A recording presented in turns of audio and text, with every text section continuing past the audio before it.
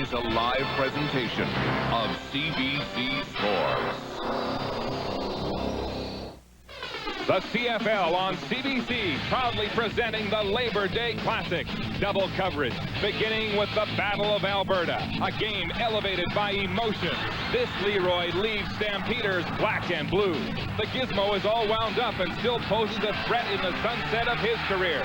The Stampeders, they're on the rampage, and Jeff Garcia has taken the reins and has the horses after a slow start. And look who's back. Alan Pitts is picking up where he left off, back from injury with feeling. In the nightcap, it's the Tiger Cats and the Argonauts. Doug Flutie leads Toronto's Triangle of Terror. Along with Robert Drummond and the elusive Mike Pinball Clemens, they're giving opponents fits. The Ticats have the league's worst record, but their spirit is not broken. Defense, their strong suit, a pill brick wall, and a Tiggle who wears the Tiger Cat with distinction. It's standing room only. Can you stand the excitement?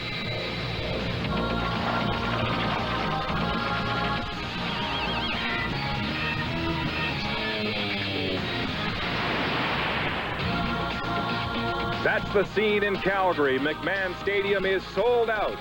A crowd estimated at more than 37,000 this afternoon for the Battle of Alberta. And anticipation is running high for this provincial rivalry, rivaled only by perhaps the excitement of a playoff game in November. The Stampeders and Eskimos will kick off our Labor Day doubleheader, and immediately following that, we'll bring you to Hamilton for the nightcap and the Argos and the Tiger Cats. Good afternoon and welcome to the CFL on CBC and the Labor Day Classic. It's the best time of the year if you're a football fan in Alberta. But this time around, it's the Stampeders who are looking up at the Eskimos at mid-season. Calgary, 4-5. Edmonton, 7-2. But the Stampeders are coming back. The return from injury of slotback Alan Pitts has given the Stampeders a huge lift. We'll hear from him at halftime as he talks about helping his team and helping himself through some turbulent years off the field. Well, the weather couldn't be prettier at both ends of the country, here in Hamilton and in Calgary. Let's welcome now to the broadcast at McMahon Stadium, Don Whitman and Bluto, Chris Walby. Thank you, Mark. Hi, everybody. And yes, it is indeed a pleasure to welcome Chris Walby, a rookie, to the broadcast booth after a distinguished 16-year playing career. And Chris, you'll notice one major difference up here to down there. Nobody's going to mess with your 6'7", 320-pound frame up here. But the thing is, Don, what we like to do before anything we start a new season, we like to headbutt. And I don't know if that's appropriate right here. I don't think you and I can afford to lose anything up top, Chris. Let's talk about this game. The Edmonton Eskimos welcome back two key performers. They missed last week's game against Hamilton. I'm talking about quarterback Danny McManus, who suffered a bruised collarbone on the 14th of August against Toronto. In the same game, his favorite receiver, Darren Flutie, pulled a hamstring. Both missed last week's game. Both have been pronounced fit and ready this afternoon. And in Calgary, I tell you what, Dwayne Patterson is out. They're going to miss him, leading sacker. Steve Anderson moves out to the end position to get some pressure. And they bring in big Brunzell Miller from the Arena in the World League to apply some pressure up the middle. 6'3", 270 pounds. This should be a great battle. And Chris, you think there are a couple of keys on both sides to success for the Eskimos and Stamps? Well, most definitely. I think they got to get protection. Garcia has to be protected right now. BC was putting a lot of pressure on him. Wally Buono felt that his receivers were open in the game, and they must control Alan Pitts. I tell you what, for Edmonton to have a chance to win, Pitts has got to be controlled. And both coaches feel that their offensive lines must give the quarterbacks time to throw. That's our view from the press box. Let's go to the sidelines, and here's Steve Armitage. Don, it's a perfect day for football here in Calgary, and this crowd is jumping. I can hardly wait for the opening kickoff. This is the 35th Labor Day Classic between these two teams. The Eskimos have a 20-14 lead in the series, but Calgary have won the last 4 games. There's no question this is a very special game for all players involved. The key question is, why? Because we're just so close, being in the same province. Everyone wants the bragging rights, and that's why everyone goes up and go out and play as hard as they can. The intensity level definitely rises, and hopefully we can come out on the better end of it. But we know it's going to be a very physical ball game. You don't have no trouble getting up at Edmonton. I don't like them, and they don't like us, and that's just the way it is, and that's the way it's going to be until I leave the red and white. And until then, it's going to be a war every time we step out there on that field. Two defensive standouts setting the scene for what promises to be a very intense and, as always, very physical game. Well, yesterday at this time at McMahon Stadium in Calgary, it was a little on the chilly side. It was overcast, temperature around 10 degrees. Not so today, 19 degrees Celsius. The wind is gusting, and there is not a cloud in the sky. I can see all the way up to the press box where I can see Bluto. Don, I know you're up there somewhere. Yes, he can obliterate a lot of things, including myself. Ron Lancaster, the coach of the Edmonton Eskimos, in his 7th year, a 78-39 coaching record with the Edmonton Eskimos as far as wins and losses are concerned. And Wally Buono, the head coach of the Calgary Stampeders since 1990, goes into this Labor Day game for the first time, Chris, with a losing record. And that's something he's not used to, and I'm sure he wants to correct it. They don't feel that they're 4-5. They had a little bit of a setback last week in BC. They're out on the biggest day of this year right now, the Labor Day game, to set it straight. And two of the veterans of the Calgary Stampeders involved in a ceremonial kickoff, holding the ball, Stu Laird, and one of the all-time great receivers in the CFL performing the kickoff chore, Dave Sapunjas. That's Stu Laird, and there's Dave Sapunjas. And those two certainly made their presence felt during their CFL career with the Calgary Stampeders. Danny McManus is not wearing any protective gear for that severe bruise he suffered to his right collarbone on the 14th of August in Toronto. Some people were skeptical that he would play in this game, but Ron Lancaster said, we pronounced him fit and ready on Wednesday, and he has taken all the reps in practice since then. You're going to have to dog chain him down to keep him out of this game, I'm telling you. Henry Williams takes the kickoff, trying to bring it back and provide the Eskimos with great field position, but he's brought down at the 35 by Kenton Leonard. Danny McManus comes into this game with a very impressive passing record for the season. 14 touchdowns, 10 interceptions. He always throws a lot of interceptions, Chris, but he doesn't let that bother him as far as putting the ball in the air goes. He's always been oblivious to criticisms. I think he's one of the classic reasons why he's doing so well. He plays within himself. He knows what he can do. He's got great confidence. He has the same offensive coordinator for the second straight year, and Ron Lancaster Jr. and Tony Burst, the ball carrier, on the first offensive play of the game, brought down by Ernie Brown after a pickup of 2 yards. And let's just test. I mean, Edmonton's going to go right at that heart of the defense right here. But here's their offensive line: Thomas Rayham, Scholice, Conop, the big veteran, Groenewegen, who has not missed a game yet, Chris Morris.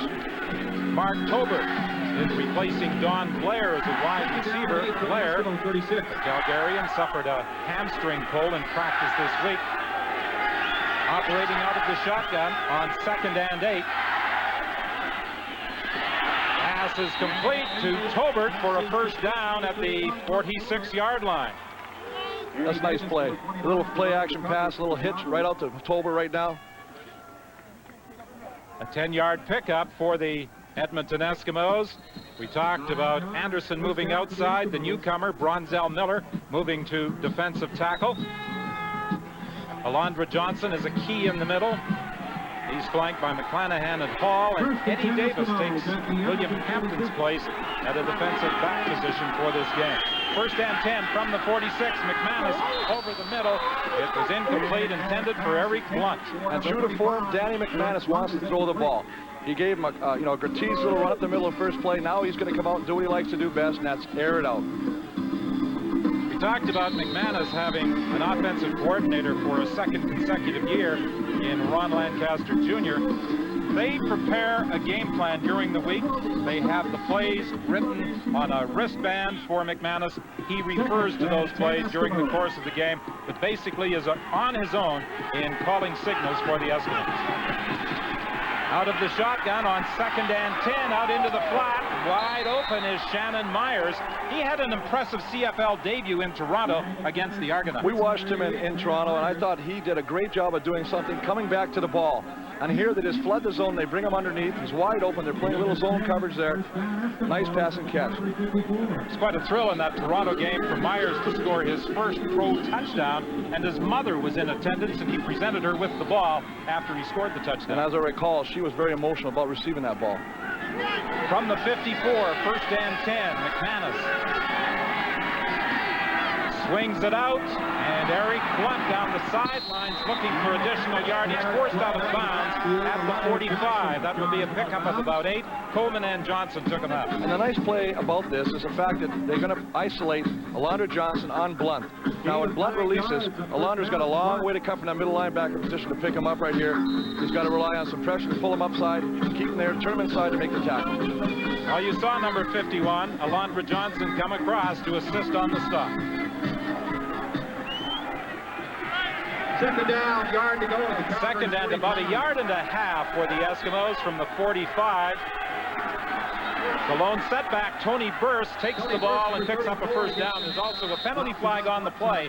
Ken Lazaruk, the referee this afternoon. And this usually is an offside by the defense. The defense is trying to anticipate the count, or a lot of times they line up as tight as they can to get underneath those offensive linemen, those big hogs. And I believe they're going to be offside, as the call is. But speaking of Burst, how are you going to stop a house like that? You give him a little bit of steam? I don't know, and I'd like to look up and see if he's ever been stopped in a short yardage. Offside, Calgary, number 51. First down, Edmonton. Well, it was middle linebacker Alondra Johnson, perhaps anticipating the snap count, trying to get in there, and the offside penalty moves the ball to the 40-yard line, first and 10 for the Eskimos. And you're going to see a lot of that right now because of the fact there is such a rivalry. Their emotions are flying right now. They're trigger happy, and they want to get in there and they want to do something quick. Well, for the last couple of days, in all our conversations with players on both teams, they talked about the importance of this game. More important this year to the Calgary Stampeders than these games have been in the past. In some other years, teams have come into this game, Calgary that is, in more or less cruise control. And remember, Calgary has never been in a position where they're tied for last place in the West. And this is the money part of the season right now. We're going for the ring, we're going for the place standings, and we're going for the cup.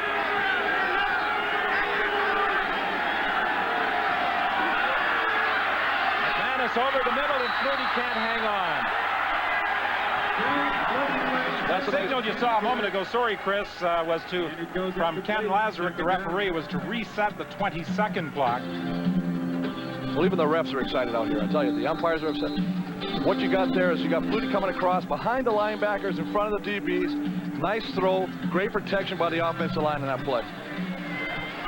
Just runs there, runs away from Darryl Hall. And that's something you don't usually see from number 82. He's got Fred Bolitnikoff type hands. Operating from the shotgun on second down, McManus steps up into the pocket, and it's a low throw. It bounces in front of Shannon Myers. There was pressure coming from the outside from Anderson, and that's something that Wally Buono was talking about, Chris. He felt that he would give him a bit of an edge coming from the outside. Well, Steve Anderson has played the majority of the games this year inside. So when they move him to the outside, he's going to have to get used to that position of playing against a tackle, not a guard, and learn to use that size. He did a great job that time, kept working, and got a hit on Danny McManus. Ron Fleming comes into the ball game to attempt a 47-yard field goal. He's been good on 4 of 5 attempts from this range this year. Marvin Coleman, the lone man back. The kick is up. The wind at his back. It's long enough. It's wide. It's through the end zone, but it's wide and will result in a single point. So the Edmonton Eskimos are first on the board in this Labor Day Classic. Section E, row 14, seat 9. Congratulations. A wide field goal attempt by Sean Fleming, in Edmonton in front 1-0. Calgary opts to scrimmage at the 40-yard line, the point of the Edmonton Eskimo scrimmage on the unsuccessful field goal try. Jeff Garcia has thrown fewer interceptions than any quarterback in the CFL this year. He's a little different from McManus in that he will run with the football. Calvin Anderson, the ball carrier, and he's got a first down up to midfield. and a nice hole opened by Freddie Childress and Chris Burns on the right side. Chris Burns has come under some heat in the last couple of weeks for his play. That's the way you want to start as an offensive lineman. Come out and knock the snot bubbles out of somebody, and that's what he just did. Well, Chris Burns has been playing injured for the last couple of weeks, but he declared himself fit and ready today. Alan Pitts, in his home debut, he returned to the Stampeders on the 8th of August, played 2 road games in Winnipeg and in British Columbia. First and 10 from the midfield stripe. There may have been a mix-up there. It looked as though Garcia was trying to hand off. He carried himself and picked up a couple of yards. A 3-yard gain, stopped by Bruce Dixon.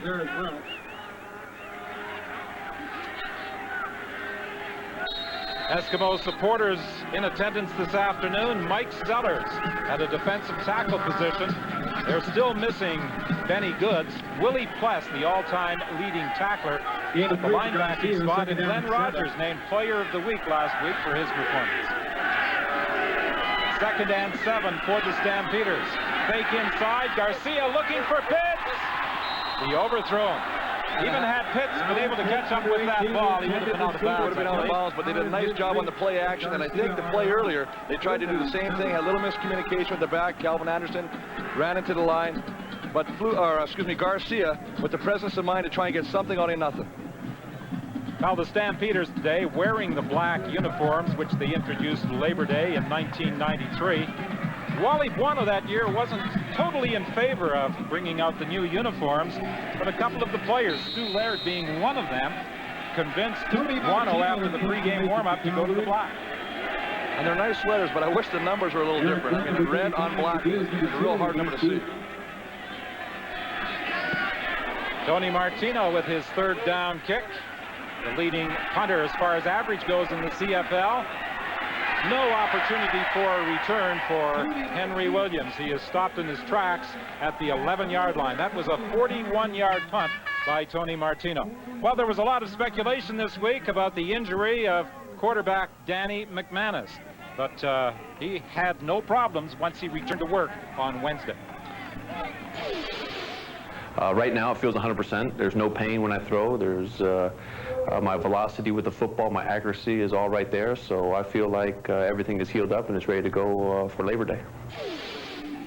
He was telling us he was really sore the day after the Toronto game, but when he returned home, had people look at it, they did some work on it, and he is throwing without any difficulty now.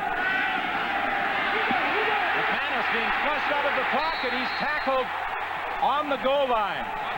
It was very close to a safety touch, but they rule that he was tackled just outside the goal line. Now you were talking about get some pressure. They got some pressure big time up the middle. Allowed Steve Anderson to get in his face, causing him to flush Danny McManus. And Danny, as everybody knows, is not a real big scrambler. Here's Brunzell Miller coming right up. This guy's a load. But Steve Anderson fights off the left tackle, does a great job. This is close to a safety, as you said, and almost a fumble. A loss of 10 as Anderson and Miller put the pressure on quarterback Danny McManus. 8:08 remaining in this opening quarter. 1-0. The Eskimos lead. Myers is the man that McManus was looking for along the left sidelines.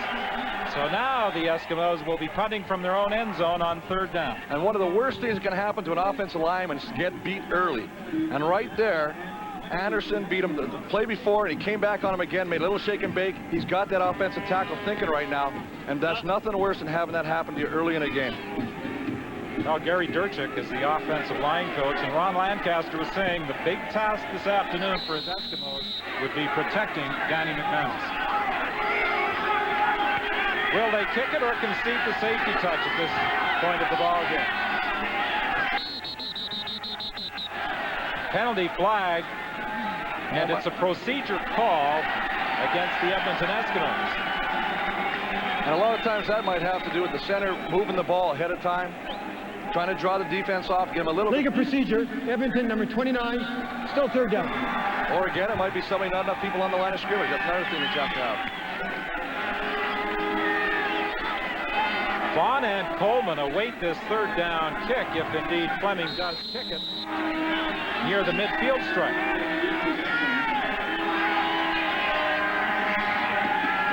Penalty flag on the play once again, and He is going to kick it out of the end zone. It's taken by Coleman at midfield. He gets a couple of blocks. There's a penalty flag, and Coleman has only Fleming to beat.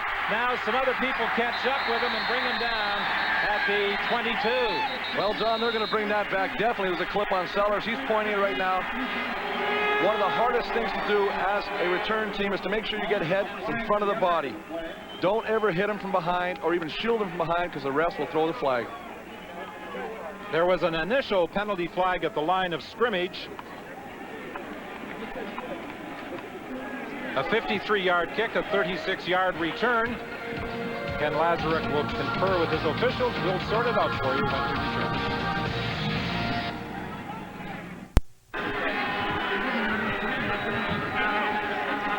Well, after they sorted things out, it was an illegal procedure call against the Eskimos and clipping on the return by the Stampeders, so the Eskimos will re-kick.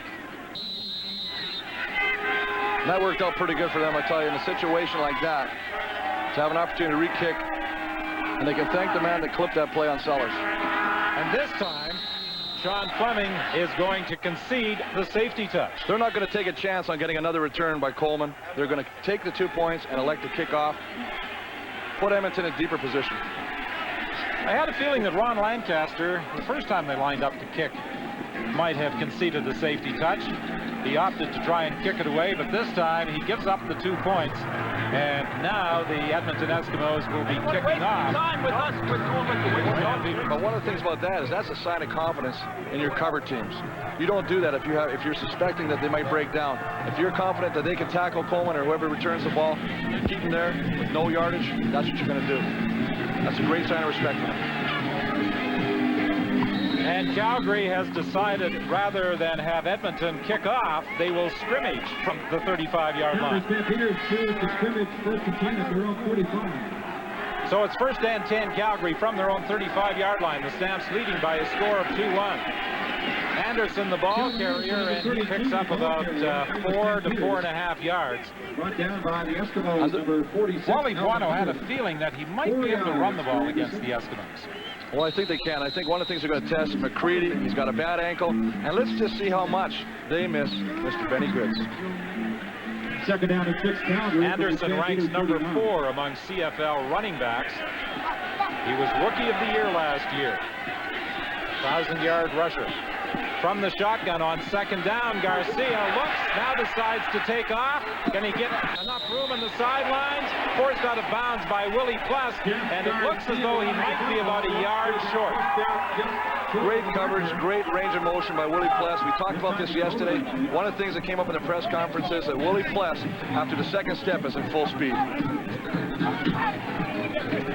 You can see right here, and one of the things that Garcia likes to do is if his reads are clouded right away, he's been instructed to run with the ball. He did this. We watched him play against Toronto. A lot of success. Except for this time, he didn't hit the bench, and we had that incident happen when O'Shea hit him, and he hurt himself against the bench. 3rd down. A somewhat similar play to a game against Toronto earlier this year when Michael O'Shea forced him out of bounds in much the same way, and O'Shea was ejected from the football game.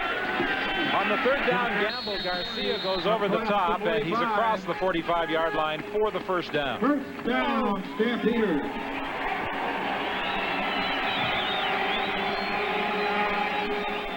Well, the Calgary Stampeders quarterback, Jeff Garcia, realizes what he and his teammates have to do to be successful against Edmonton. I think we need to get Kelvin Anderson into the game. Give him opportunities to run the ball. I think if we can do that and kind of knock their pressure off a little bit, it'll allow us to get back in the pocket and throw the ball downfield. And this time he goes downfield to Terry Vaughn, and Vaughn will get the 1st down and take it to the 48-yard line. An 18-yard pickup for Terry Vaughn. Just a simple situation of putting a 5-pack out there, 5 receivers, getting one-on-one coverage, comes back to the ball, makes a nice catch, and a move after it. Vaughn leads the Stampeders in touchdowns through the air. He has crossed the goal line 6 times this year. You can see him, he makes a nice move and cuts back in the inside, and all good receivers will go back against the flow. Try and pick up some blocking. 1st and 10 for the Stamps at the Eskimo 48-yard line. And off to Anderson. Anderson cuts it back, and he'll have a gain of maybe 9. Well, you heard Jeff Garcia talk about the importance of getting the ball in Calvin Anderson's hands, and they've used him in the early stages of this game. And I think one of the things is they really do miss Benny Goods. Benny Goods was a force on that defensive line. He was a fireball for him. And I tell you one thing he did, 100 miles an hour, north and south, he was going. And he was in the backfield a lot of times more than the quarterback. Ron Lancaster talked about Benny Goods. He said an impact player. And we try and get him into single coverage during the course of a game. But then if they double team Benny, somebody else is open. And the thing about having a guy like Benny, when you double team him, it allows the linebackers of Edmonton to make the plays. And that's who makes the plays on Edmonton's defense, the Plesses, those kind of guys. 3 carries for 29 yards so far for Calvin Anderson. He came into the game with 506 rushing yards. He had a big game 2 weeks ago against the Winnipeg Blue Bombers. Second and short, Garcia will keep. And Garcia picks up another Calgary first down. Garcia has his family in attendance for this game. They were here a couple of years ago when Doug Flutie was injured, and Garcia took the controls and directed the Stampeders to 546 passing yards and 6 touchdowns. And in 95, in this very game, Jeff Garcia threw for 6 touchdowns. First and 10 at the Eskimo 36. First and 10 from the 36-yard line. Again, it's Anderson. And whatever they saw in preparing for this game, as far as their ground game is concerned, they've had success so far with Calvin Anderson. Well, you know, they got Rocco Romano, who's 6'3", 290 pounds, going against Melvin 146. Smaller. Tommy Henry's playing a will linebacker. He's really a defensive back. They're just putting big guys on these little guys and moving them out of there and letting Anderson pick his hole, and they're really being successful right now. Well, Anderson ran for 90 yards in the first game of the season against the Eskimos in a losing effort. Anderson again forced to the outside, and he keeps on struggling and gets a first down. A determined bit of effort by Calvin Anderson to turn what appeared to be a loss into enough yardage for a Calgary first down. And Wally Buono said yesterday that they don't miss Benny Goods, or they didn't think Benny Goods was that much of a factor. He thought that the front of Edmonton was a lot more active without Benny Goods in there. This is an example of their flow. They floated the ball so extremely well, but I still think Benny Goods could have made that play too. 4 first downs along the ground, 1 in the air for the Stampeders. Out of the shotgun, 3 receivers to either side. Over the middle to Terry Vaughn, and he stumbles down to about the 15-yard line. And one of the things that I really like what they're doing, Don, is they're mixing it up tremendously. They've run off tackle, they've run a little shovel, they're running a little behind the linebacker patterns. Now they're just doing little screen passes. You're going to mix up the defensive line so bad, they won't know whether to come out of their stance or just sit there and read. Again, it will be second and short after the 9-yard pickup. Jeff Garcia to Terry Vaughn. Remember, this drive after the safety touch began at the Calgary 35-yard line.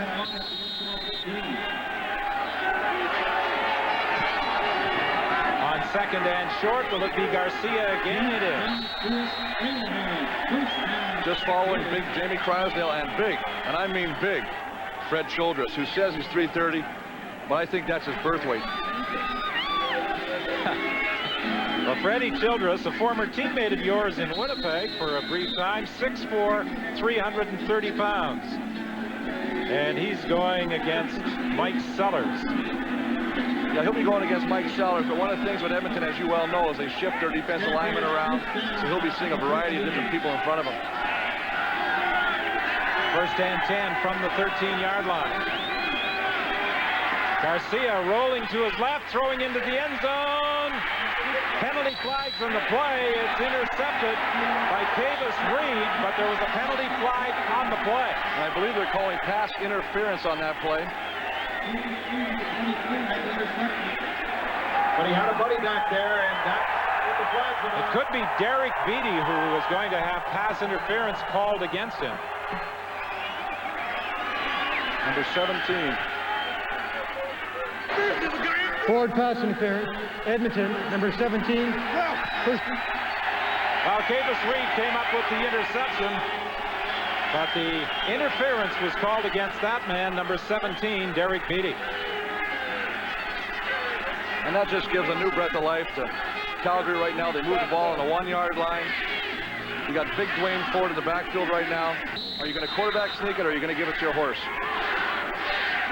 Vince Danielson is the man Garcia was looking for. Garcia gives it to Anderson. Touchdown.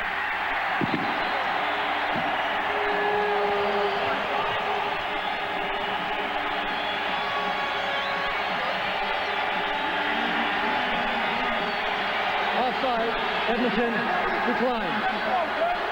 The offside call against Edmonton obviously declined by the Stampeders, and that gives Karen Draken's Blue an opportunity to romp down the sidelines here at McMahon Stadium as the Stampeders score the game's first touchdown. We've played here, John, in games where I think we've almost killed the horse. He had to run so much. There were a few games where the Stampeders were almost threatening to go into triple digits on the scoreboard. Fourth rushing touchdown of the year for Calvin Anderson. Well, they're going for a 2-point conversion, leading by a score of 8-1. And Garcia looks to the end zone, throws, and he's got it. Alan Pitts right at the goal line with a 2-point convert to make it a 10-1 Stampeder lead. We'll be back with Calgary's kickoff after this. That was a 12-play drive for the Stampeders, and Calvin Anderson carried 5 times, including putting it into the end zone. And an offensive lineman's dream, you're on the 1-yard from pay dirt. You're going to get down, you're going to get dirty, and you're just going to rock and roll. Calgary's offensive line behind the right side does a great job. That drive used up 6:31 on the clock and covered 75 yards. The first touchdown of the game, the 2-point conversion. Garcia to Alan Pitts, and the Stampeders lead the Eskimos by a score of 10-1.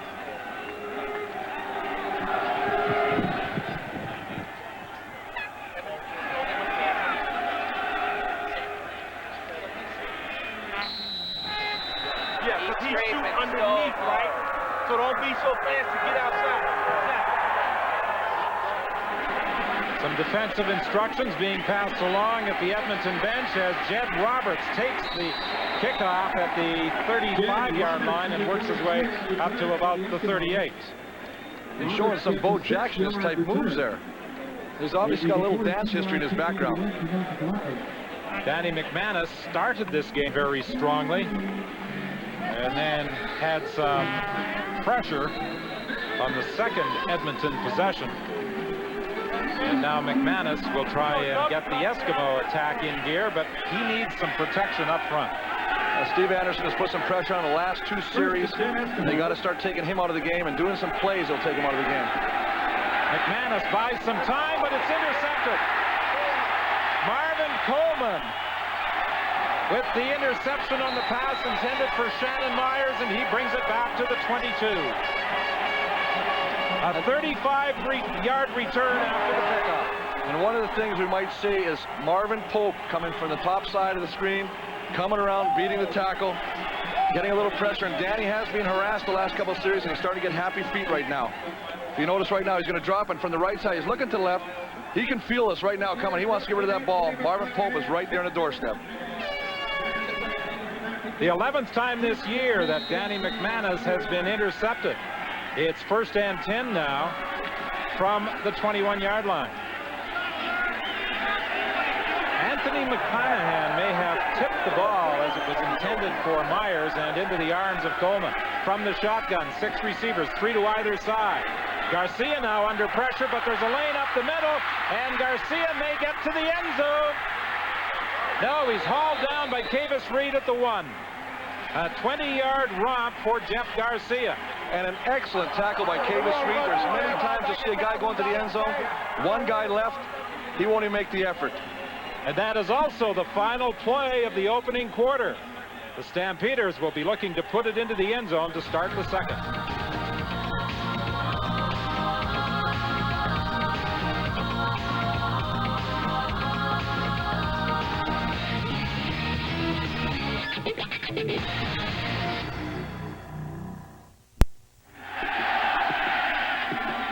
Earlier we talked about the mobility of Jeff Garcia compared to Danny McManus. In trouble, Garcia was able to take it down to the 1. Well, we talked about if he sees something and the receivers are covered, and this time he didn't even have a chance to look. He looks, got a wide open lane here. Offensive line pushes him to the outside. He just takes off with the ball. He smells pay dirt. He smells the end zone. Dwayne Ford does a nice job of trying to get in Cavis Reed's, but give Cavis Reed credit for stopping him. So to start the second quarter, it's first and goal from the 1 for the Stampeders. Garcia looks to the end zone. He reaches through and gets the touchdown.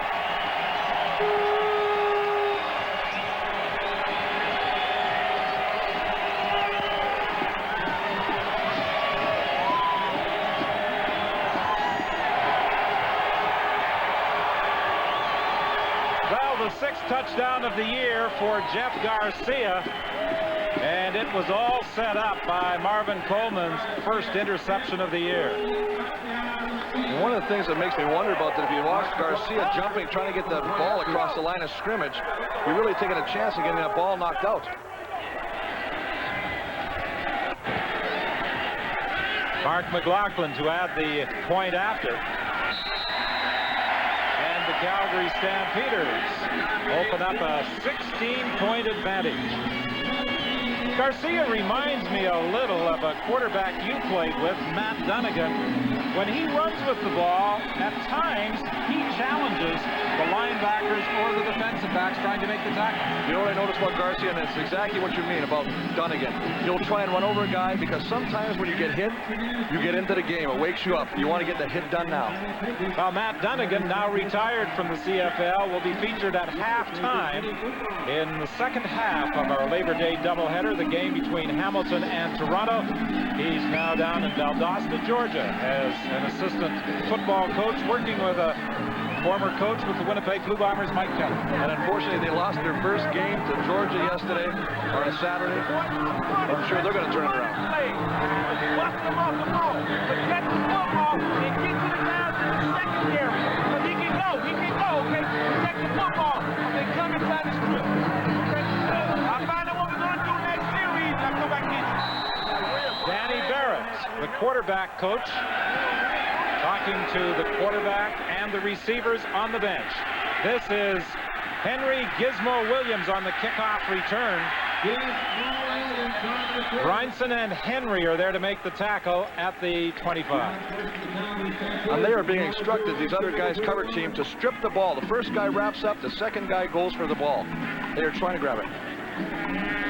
Marvin Coleman had a strong game and a victory against the Toronto Argonauts earlier in August here at McMahon Stadium, and his first interception of the season, picking off a Danny McManus pass, set up the Calgary touchdown. And we talked about the fact that we feel that he steals the pressure right now. He's being getting pestered. He throws a little behind.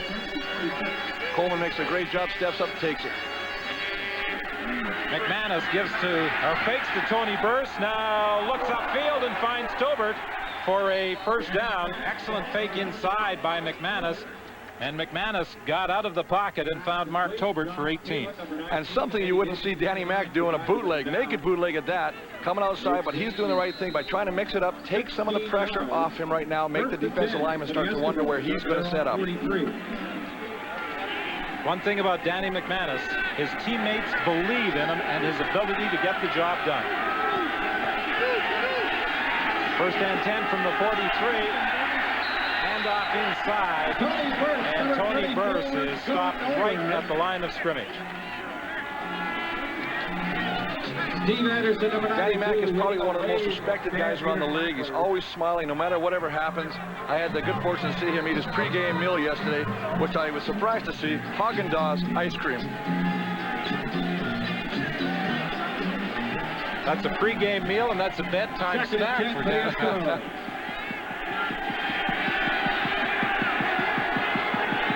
On second down, McManus looks to the flat. He's got Shannon Myers open, and Myers with some superb effort, but loses the football, and who's got it? Robert Gordon. I believe Edmonton's got it. to recover. Robert Gordon with an alert move after Shannon Myers did a lot of work to pick up about an additional 10 yards. After it looked as though he was trapped when the ball popped away, Robert Gordon came over to scoop it up, a 28-yard gain. And one of the keys to this was what we talked about earlier in the game. He got some superb pass protection from his offensive line, hit Shannon Myers, and Shannon does a great job of eluding tacklers here, doing whatever he can to try and help his team. So the Eskimos retain possession on the fumble recovery by Gordon. McManus for Tolbert. And that was a bit of a dangerous throw out into the flat because Jordan was moving up, and I'm sure he was thinking interception. And we got some action on the line.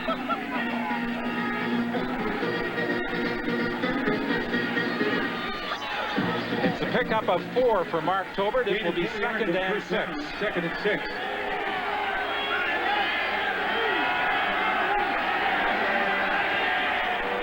From the shotgun. Again, Tolbert was the man McManus was looking for, and Darryl Hall from his linebacking position was able to knock it down. But this front 4 of Calgary has been putting pressure on McManus. They really have, and I think Danny's going to have to revert back to what he did before, a little bit more bootleg. Little screen, you can see it's coming up the top right now. They're avoiding the back, just misses the block. You can't shop in this league. One of the things that they tell you not to do is to stay up, because you don't do anybody any good when you're on the ground. Ernie Brown is the man who just about got to McManus before he threw the football. Number 11, Sean Fleming, will attempt a 38-yard field goal. Sean Fleming now will attempt a field goal on 3rd down from 38 yards out.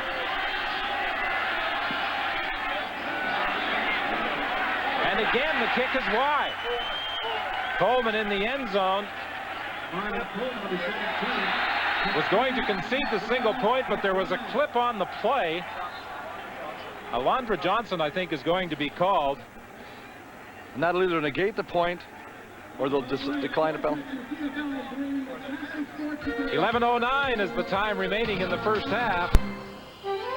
The CFL on CBC. Brought to you by TELUS. Basic human communication.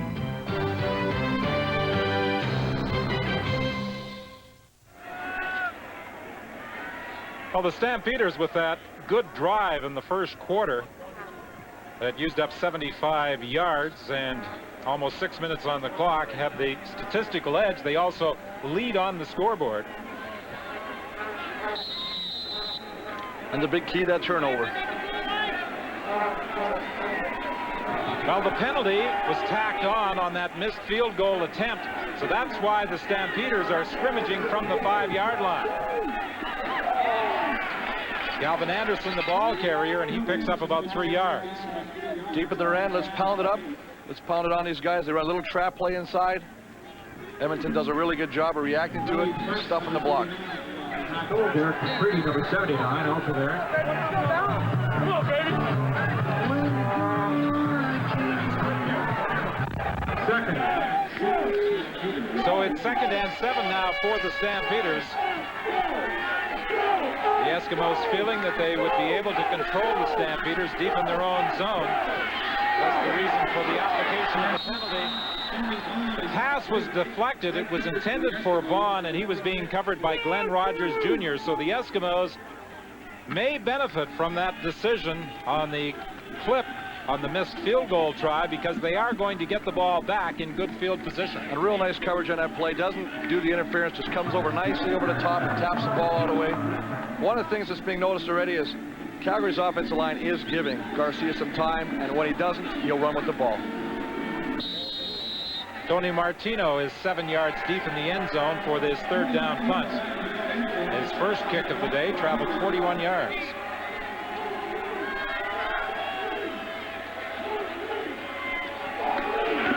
Some pressure up the middle, but he was able to get the kick away. Errol Martin was coming hard. This is the Gizmo fielding it. The Gizmo needs just one seam, and he can be trouble, but it doesn't develop. And he's brought down at the 52 with 9:52 remaining in the first half. For the 5th time in the last 7 Labor Day matches between Calgary and Edmonton is a sellout. One of the more than just interested spectators is the former great receiver with the Stamps, Dave Sapunjas. Dave, are you missing it? Well, these are the games you miss when you have a full house and the guys come out here as excited as they do. These are the type of games you miss, but I'm enjoying staying in this crowd and watching the boys. Dave, I hate to say it, but your teammates don't miss you today. No, they don't today. They were making me look good early on in the season, but they're coming around. It's great to see. Thanks very much for doing this. Appreciate it. John, back to you. Well, some of Dave Sapunjas' defensive teammates were ready for that when the inside toss to Eric Blunt, and Daryl Hall was right there on top of Blunt the moment he got the ball. Danny Mack taking advantage of that rush right now. Let's take advantage of the end coming up the field. Tries a little shovel pass. Daryl Hall comes up and stuffs it. That's a good play from your linebacker. You see right here, he's trying to play it off this guy. He got the end, Marvin Pope, to commit. But Hall comes over and does a nice job. Eric Blunt takes the pass, but won't get the first down as he stopped at about the 43-yard line. And again, it's one of those things where you swing your back out in the flats and hope the linebacker can't cover him. Blunt does the only thing he can do when he's got 2 guys in front of him, and that's try to go back into the middle of the field and try and pick up his own teammates and his friends to block for him. 3rd down for the Eskimos. In the opening game of the season against Calgary, Eric Blunt had absolutely no success in trying to run the ball, and this afternoon against the Stampeders, the Eskimos are continuing to struggle along the ground. They've managed just 2 yards rushing thus far. Well, I think it's one of these situations, Don, where you got to keep banging away, much this situation with Pringle in Montreal, and hope he breaks one. Marvin Coleman is back for this 3rd down punt by Sean Fleming. High kick. Players encroached upon that 5-yard area against Marvin Coleman, and Coleman is taken down at about the 28-yard line. Penalty flags on the play. And one of the hardest things for any cover team to do is to play the wind. When the wind's hanging that ball up, you don't know where it's going to drop, so you're going to try and play where the receiver is or the guy catching the ball. You're trying to get back. You don't want to be within that 5-yard zone.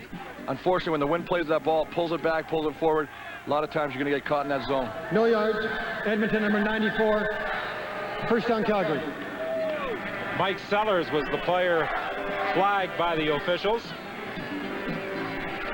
8:23 remaining in the first half. 17-1, Calgary leads Edmonton, and it will be 1st and 10 for Calgary from the 31-yard line. Now let's see if Calgary continues to run the ball like they did the last drive. 1st and 10, Calgary Stampeders. Their previous meeting on the 25th of June, Edmonton won 23-22. Edmonton scored 15 points in the 4th quarter of that game. Calvin Anderson, the ball carrier, he stopped at the 35-yard line. Looks like he got about. And they're starting just like the last drive. They want to start running the ball. They're trying to take it to the outside. And again, we talked about the quickness of Edmonton's defense. They just string it out and make the tackle. Well, you heard Jeff Garcia earlier in talking about keys to this game. He stressed the importance of getting the ball into Calvin Anderson's hands. And they've been running their back with success so far in this football game. 7:40 remaining in the half. 17-1, Calgary leads. 2nd and 6, Garcia to put it in the air. Vaughn makes the catch for the 1st down at the 48-yard line of Edmonton. And there was definitely a look of miscommunication between Henry. It's a good thing Rogers came over and hit him, but they had man coverage. They had a 6-pack of receivers, 6 guys, 3 to each side. They want to get the coverage they want. One guy bumps him off. The safety has to come over. Rogers makes a play. But Henry gave him the look of the old Brook Trout look. A 27-yard gain for Terry Vaughn. And it seems the passing attack of the Stampeders is going more to their wideouts this year than it has in the past few years. And that may have been due to the absence of Pitts at training camp and the retirement of Sapunjas. Garcia on the quarterback draw is limited to about 5 yards. And I think that's really helped Calgary as a team now that Pitt's back. Before Pitt was here, as you say, they had 40 to 38 catches to the wideouts. Before they were primarily a slot back team. Now with Pitt's back, not only are they dangerous as a slot back team, but they've had a lot of practice going to the outside. 2nd down and 6 at the 44. And Alan Pitts playing just his third game of the year, will be featured at halftime this afternoon. Halftime, 6 minutes, 19 seconds away.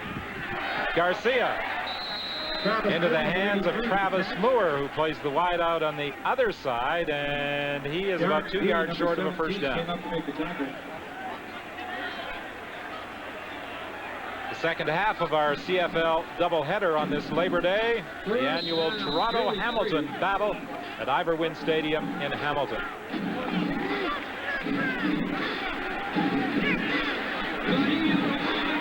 And I believe Hamilton is sporting the new duds this game.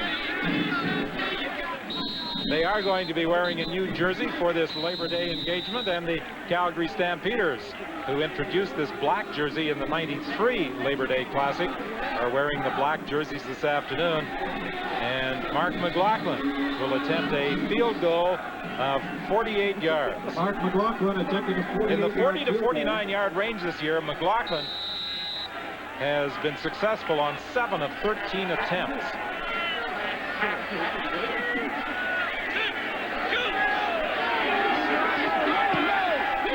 There was movement at the line of scrimmage. The kick by McLaughlin is good. No penalty flags. Wally Buono was upset. He thought somebody on the Edmonton side of the ball jumped prematurely. It looked like McCready may have moved, but there was no flag. 5:41 remains in the half. Well, in case you've just joined us, the big guy beside me in the broadcast booth is Chris Walby, the former offensive tackle of the Winnipeg Blue Bombers.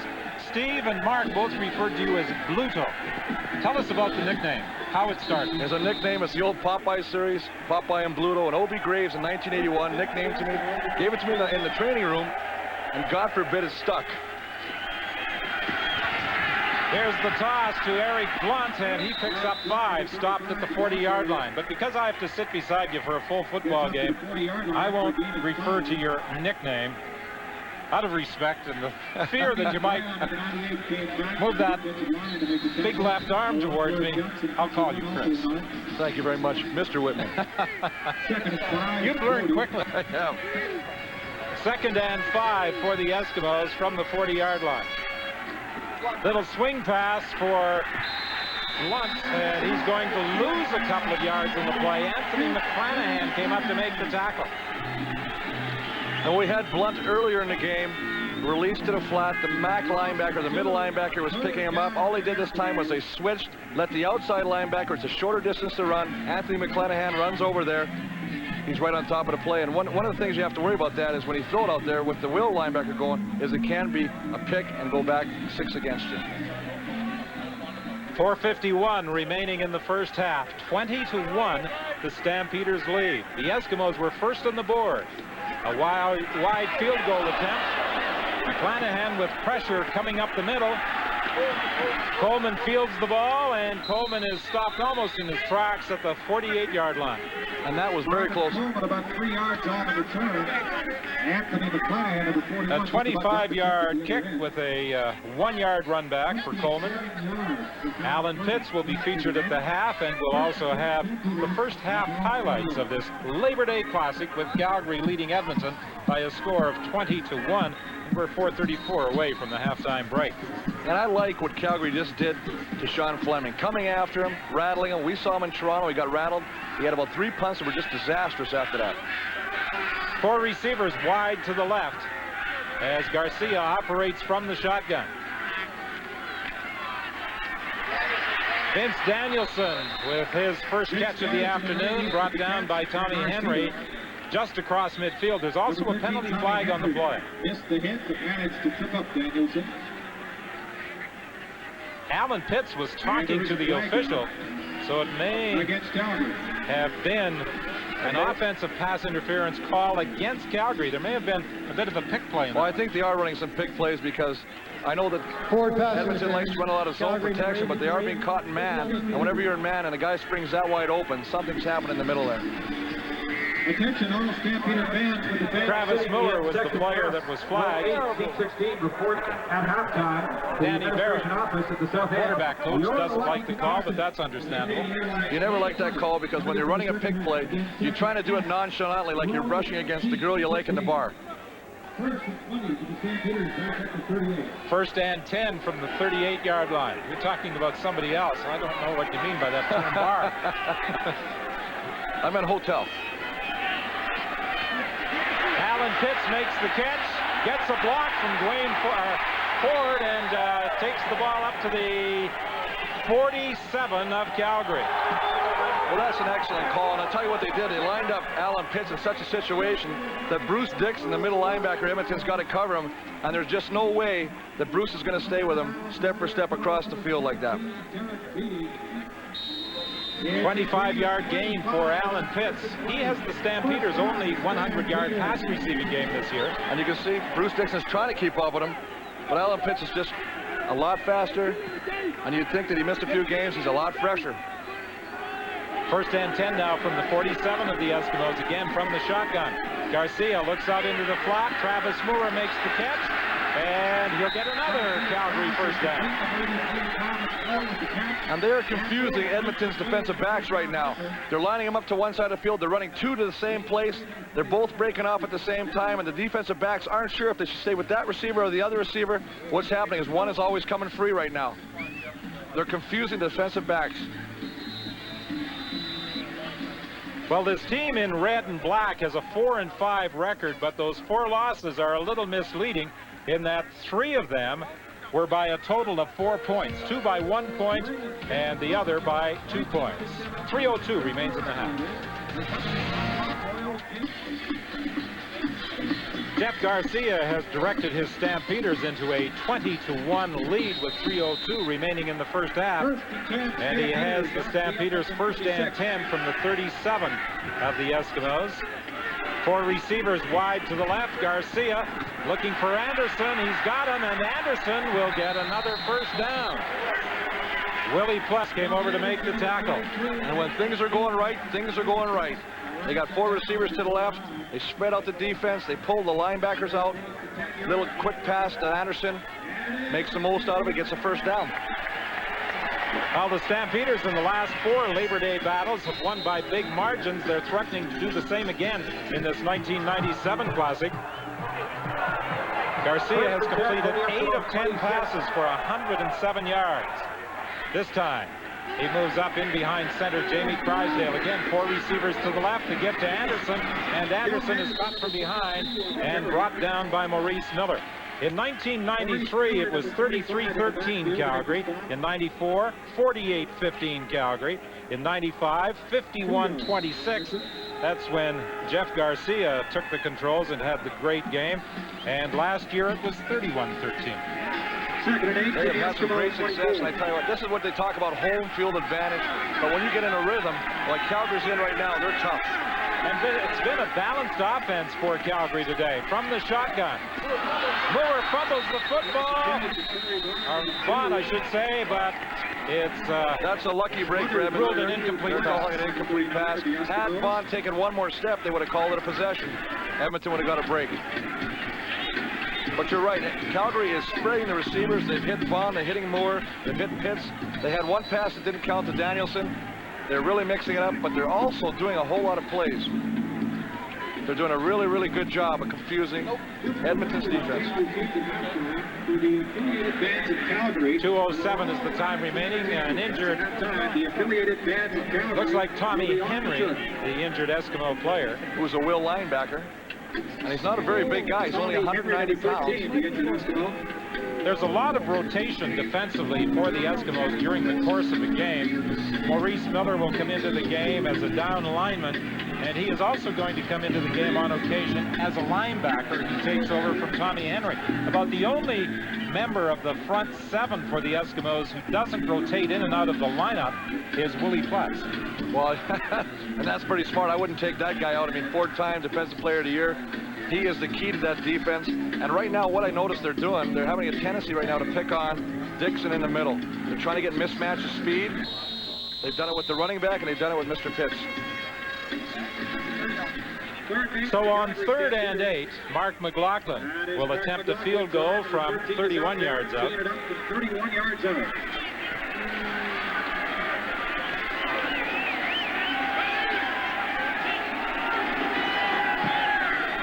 Twice McLaughlin has kicked for 220 points in a season.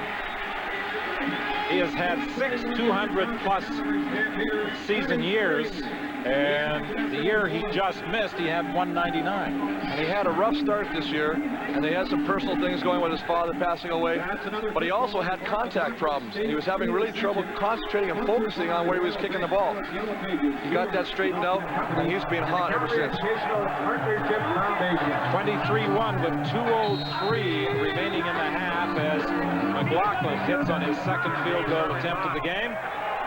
The Eskimos scrimmage 1st and 10 from the 35.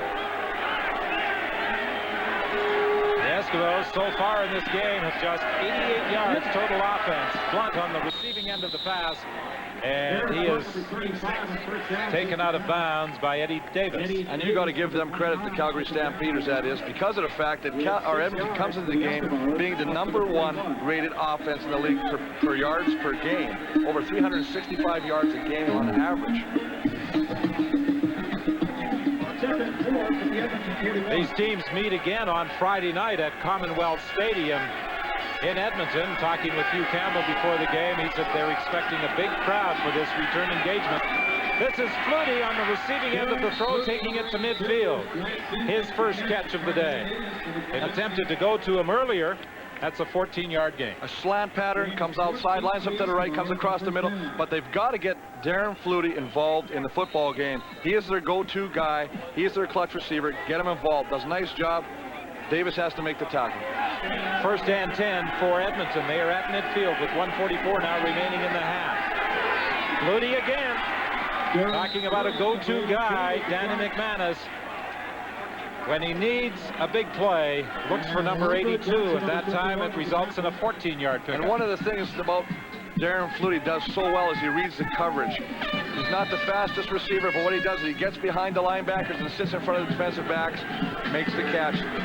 Smart football. Another 14 for Shannon Myers goes wide to the left this time. Tolbert comes out to the right.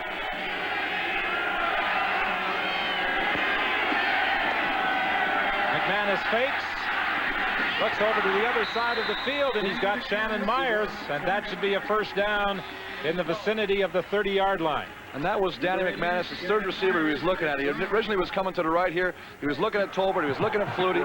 Goes back, has time to pick up his third receiver. And Myers makes a nice catch again, coming back to the ball. That's something Myers did so well in his debut in Toronto. He went after the football. And he kept the defender to his back. Always keep the defender behind you. To the sidelines intended for Myers, and Coleman was over defending against him. And one guy we haven't seen yet, Don, and we have to wonder about why they're not going into him, is Robert Gordon. Well, Robert Gordon came up with a big fumble recovery. There was some concern that Gordon would play in this game. He wasn't feeling well this morning, and they didn't know whether he would be able to suit up, but he is in the football game. 2nd down and 10 for the Eskimos. 58 seconds remaining. 2nd and 10 from the 30-yard line. Calgary showing blitz, and here they come. This one was deflected. We have got to see this. I tell you what, 34 burst picks up the blitzing. They have a sting to safety on a blitz, and I'm not even sure if he knows what city he's in right now. John Kalin comes up the middle here and just gets popped right to the right of your screen, right over here. Unbelievable. Great hit by Tony Burst. Darrell Hall was defending against Robert Gordon. And now Sean Fleming will attempt a field goal from 37 yards out. He's missed 2 field goal tries so far in this game.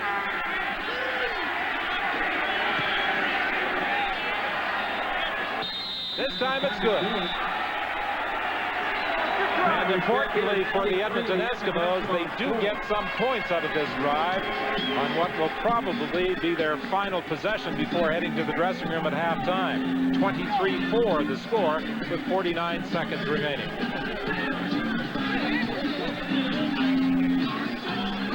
Wally Buono had an interesting comment yesterday in discussing his Stampeders.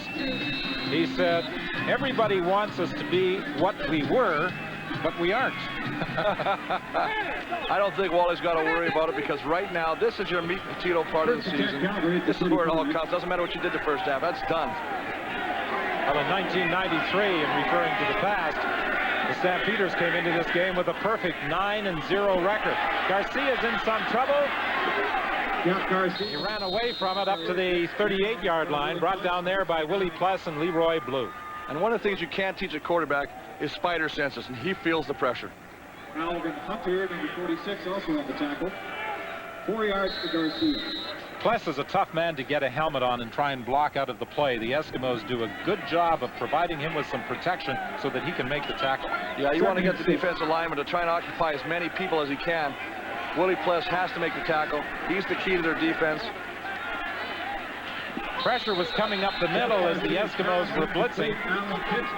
Pass was intended for Alan Pitts. It falls incomplete. Now, for the first time, we're seeing Edmonton doing some of those things. They're bringing Willie Pless on a middle dog or a blitz up the middle. You got to start changing that. You can't rely on just a four-man pressure right now, because Garcia is eating them up. 25 seconds remaining in the half. The Eskimos will get the ball back, and they would dearly love to narrow the gap between themselves and the Stampeders. 23-4 the score. The Eskimos still have a timeout remaining. And the Gizmo is a guy who could give them instant field position.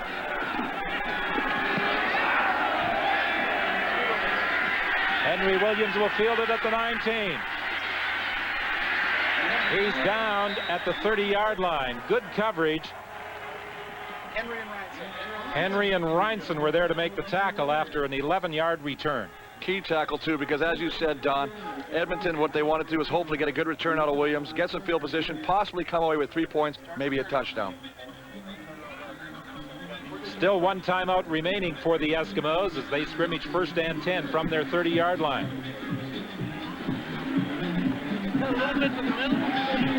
I think one of the things that Calgary is really doing is mixing Danny McManus up, is they're changing the depth that they're dropping their linebackers. Sometimes they're short, sometimes they're deep, and he runs routes that are particularly read by the slot backs. And if they're changing the route, the timing's off, and that's why the pressure's there. Hand off inside to Tony Burse, and Burse picks up about 2 yards with 11 seconds remaining. Darryl Hall was in on the stop, along with Miller. Gain of 2. And it looks as though the Eskimos are going to be quite content to let the clock run out here in the first half.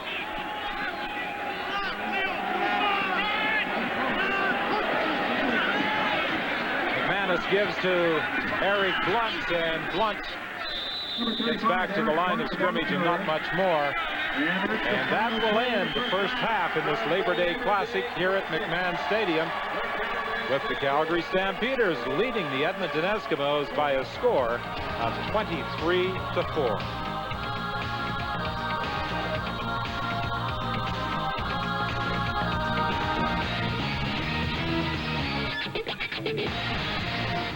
Classic, where it's all Calgary at halftime of Game 1 of our Labor Day doubleheader. 23-4 Stampeders.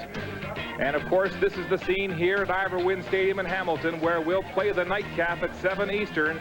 The Argos and Tiger Cats, and the tailgate party is already getting fired up at Ivor Wynne.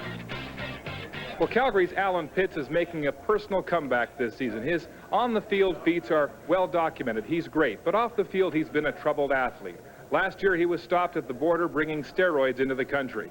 This year, he missed the first 7 games when he injured his hand in a bizarre incident. This week, we caught up with Alan to hear his story.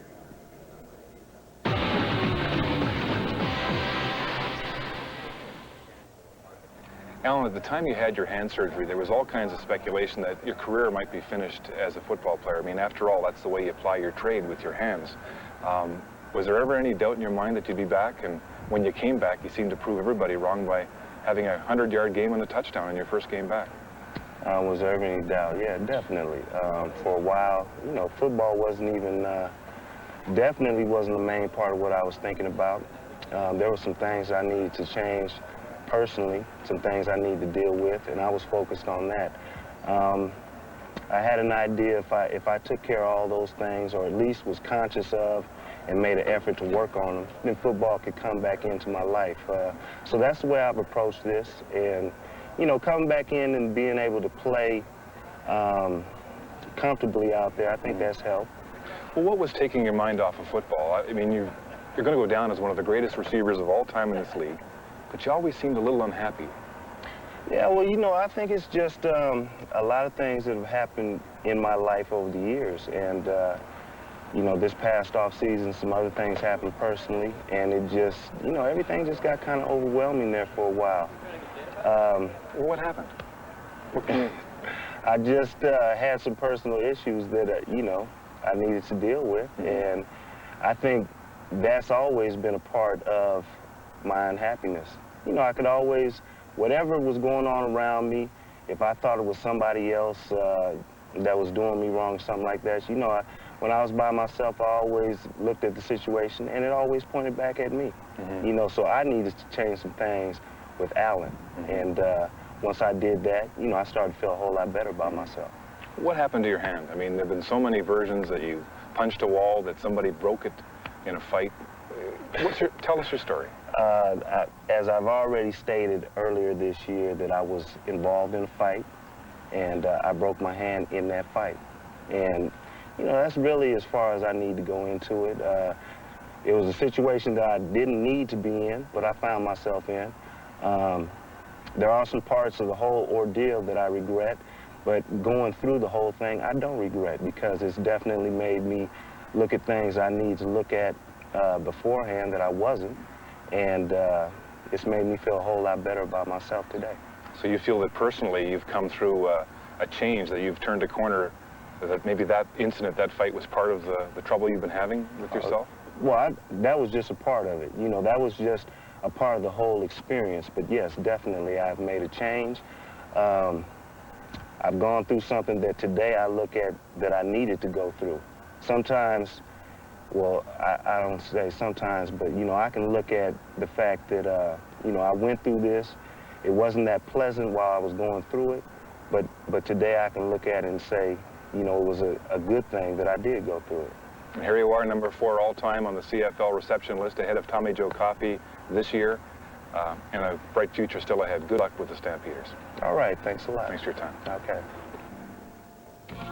So Alan Pitts turns over a new leaf, and boy, is he ever back. 2 touchdowns in his first 2 games, and here on Labor Day, making his presence felt with 2 catches for 30 yards, including a 2-point conversion for the Stampeders. At the half, Calgary in front of Edmonton, 23-4. Our first half analysis with Don and Chris when we come back.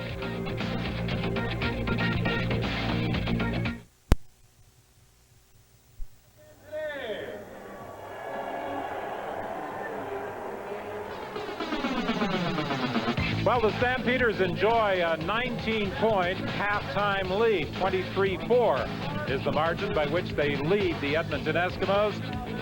The Calgary Stampeders put together a couple of pretty good drives late in the game. Danny McManus finally found Darren Flutie with a couple of passes. Are you a little surprised that he didn't try to go to Flutie earlier in the ball game? Well, I think Flutie and Danny McManus have been the Stampeder killers in the past. You've got to use him big time. But one thing that really surprises me is they have not gone deep to Robert Gordon and stretched that Calgary defense, and if they don't, they're in for a long afternoon. Well, Darren Flutie didn't really become a factor in the ball game until late in the first half. And I think they hit him on 2, and this is the first of 2, and it's just a slant in, getting one-on-one coverage, and he beats Eddie Davis. And this is what they got to do. But the linebackers are starting to flow backwards, taking that away, so that's why he's got to go deep. The Stampeders have been able to put some pressure on Danny McManus as well. And Brunzell Miller does a great job coming up the middle, but Steve Anderson is responsible for that by beating Raham and causing Danny to start moving around a little bit, get out of the pocket. Good job by the defense. Well, some early pressure against the Eskimos got them into a little difficulty back in their own end of the field, and as a result, the Stampeders were able to capitalize, and that's the reason they lead by a score of 23-4. We're just about set for the second half here at McMahon Stadium, with the 7-2 Edmonton Eskimos needing a big second half if they're going to overcome this 19-point deficit. 1,000+ fans have enjoyed what they've witnessed during the first half here at McMahon Stadium. There is a large contingent of fans from Edmonton in attendance as well, and it hasn't been as pleasant for them. Statistically, the Eskimos have more passing yards, but along the ground, Calvin Anderson primarily has led the ground game. 93 rushing yards for the Stampeders, and in terms of total yards, 200 yards for the Stampeders in their 23-4 lead. But Jeff Garcia recalls all too well the season opener on June the 25th. His team led by a score of 15-1 at the half and 22-8 after 3 quarters. It saw the Eskimos score 15 unanswered fourth quarter points for a 23-22 win. So you can never count out the Edmonton Eskimos, and they will have the wind at their back to start the second half.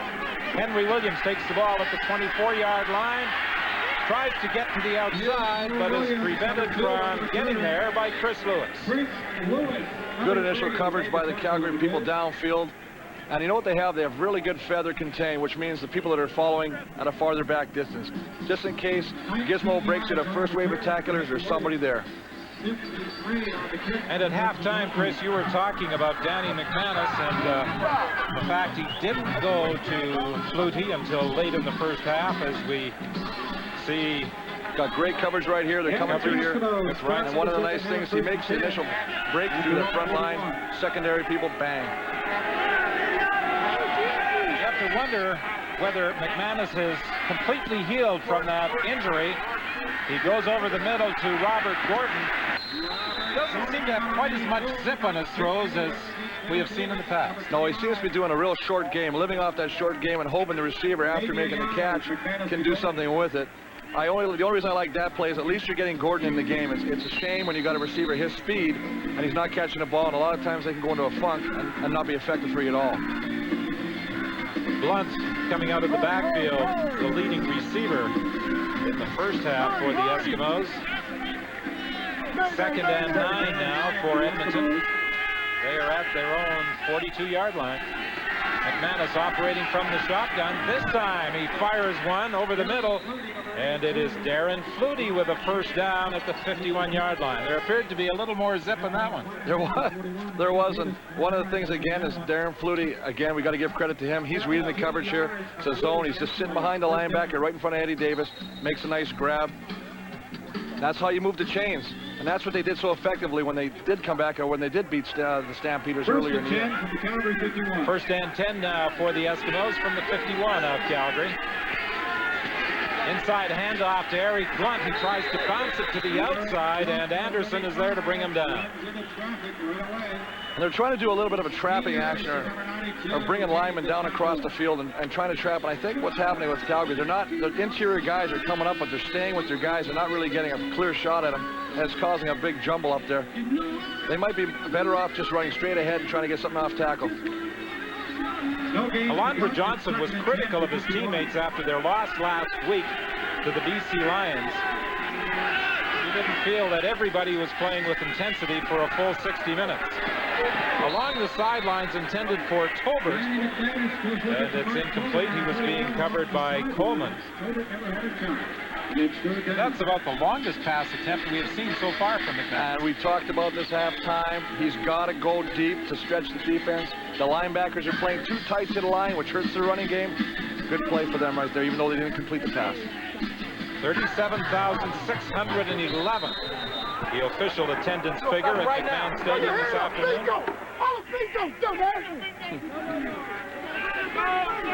Coleman and Vaughn are back for this third down punt by Sean Fleming.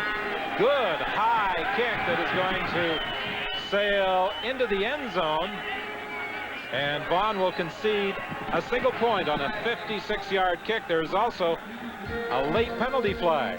We'll sort it out for you when we return with 12:21 left in the third quarter. So it's a 23-5 football game, first and 10 from the 25-yard line. Hand off to Calvin Anderson, and he picks up about 5 yards before being stopped by Leroy Blue. And they are almost starting on every drive the same way. Let's pound the ball. We're just going right here. You can see these fellas right here. They are controlling the line of scrimmage right now. That's what they're doing. They're pushing them back, and they're letting Calvin Anderson pick his holes. Good job. Second down, it'll be 5 yards from the 30. That was part of the Calgary game plan, to try and run the football against the Eskimos. And they'll stay on the ground with Anderson again. He gets the first down. Anderson again. And the spin move gets him the first down. And you know things are going good when your line block is on the good side on the left, and you can come back to the right and do the same play, and you're getting first downs. You can march it all the way down the field. This will totally destroy a defense. Right here, you can see the hole again. Offensive lineman on the right side doing a great job. Chris Burns, 6'4", 292. Fred Childress, 6'4", 330 on the right side of that Calgary offensive line. From the shotgun, Garcia was looking for Pitts, and he's brought down by Bruce Dixon. Here's a young man getting an opportunity to play with the retirement of Larry Ruck, and he has really made some strides this year. You know what? Earlier in the game, they were victimizing Bruce Dixon, putting him in coverage situations that he couldn't cover. This time he stays at home. His key is Garcia. You want to run with the ball, big guy? I'm going to be there. He meets him in the hole, makes a nice grab. Simon Fraser product playing the middle for the Edmonton Eskimos between Tommy Henry and Willie Plus. A loss of 2 at 2nd and 12 for the Stampeders. Garcia in the shotgun. Here comes the blitz. Garcia goes over the middle, intended for Pitts. There's a penalty flag. Glenn Rogers is going to be called. And that's a good call. Glenn Rogers did come over Alan Pitts' back. And the good thing about Alan Pitts, he's such an experienced receiver. We talked about Shannon Myers doing this for Edmonton, and that's shielding the defender away from the ball. The only way he can knock it down is by coming over you. And if he doesn't do it properly, it's going to be an interference call every time. Well, as Alan Pitts said in the halftime interview with Mark Lee, he had to cast aside some personal demons. Anger, resentment, loneliness, depression, all part of his makeup. He's changed his attitude. Forward pass interference. Edmonton, number 26. First down, Calgary. 10:22 remaining in the third quarter as the penalty gives Calgary a first down. And this is a key drive for Edmonton. They have got to stop Calgary. They can't let Calgary come and take the first time they get the ball, march it down the field and score. Glenn Rogers leads the CFL with interceptions. Coming into the game, he had half a dozen. Defensive player of the week for his performance last week. From the shotgun, 6 receivers out there, and Garcia decides to run. A 7-yard gain. Hunter made the tackle. There's also a penalty flag. Sometimes when your offensive line is playing well, it tries to do certain things it doesn't really have to do, and Melvin Hunter gets pulled down here, and that's definitely a holding. Holding, Calgary, number 68. First down repeated. You think a guy at 6'4", 330 pounds, the big chill, wouldn't have to hold. And you never held during your career, did you? Only when I got caught, and I still detested those ones. Back to the 34, first and 20. First and 20 now, back at the 34-yard line. 23-5. The Stampeders lead the Eskimos. 4 receivers to the left this time. Here's the blitz. There's the pass. Incomplete. Jeff Garcia's pass intended to This is good football by Edmonton. Bringing the blitz, bringing Willie Pless on a delay, waiting for the snap of the ball, trying to time it. Bam, getting into Garcia's face. The lineman can't make the adjustment. Wrecks the play, throws his rhythm off. He's going to get a little frustrated if they keep doing that. Edmonton has to keep doing certain things like that to keep him off his rhythm. Garcia was looking for Travis Moore as he had to hurry the throw in face of the pressure from Willie Plus.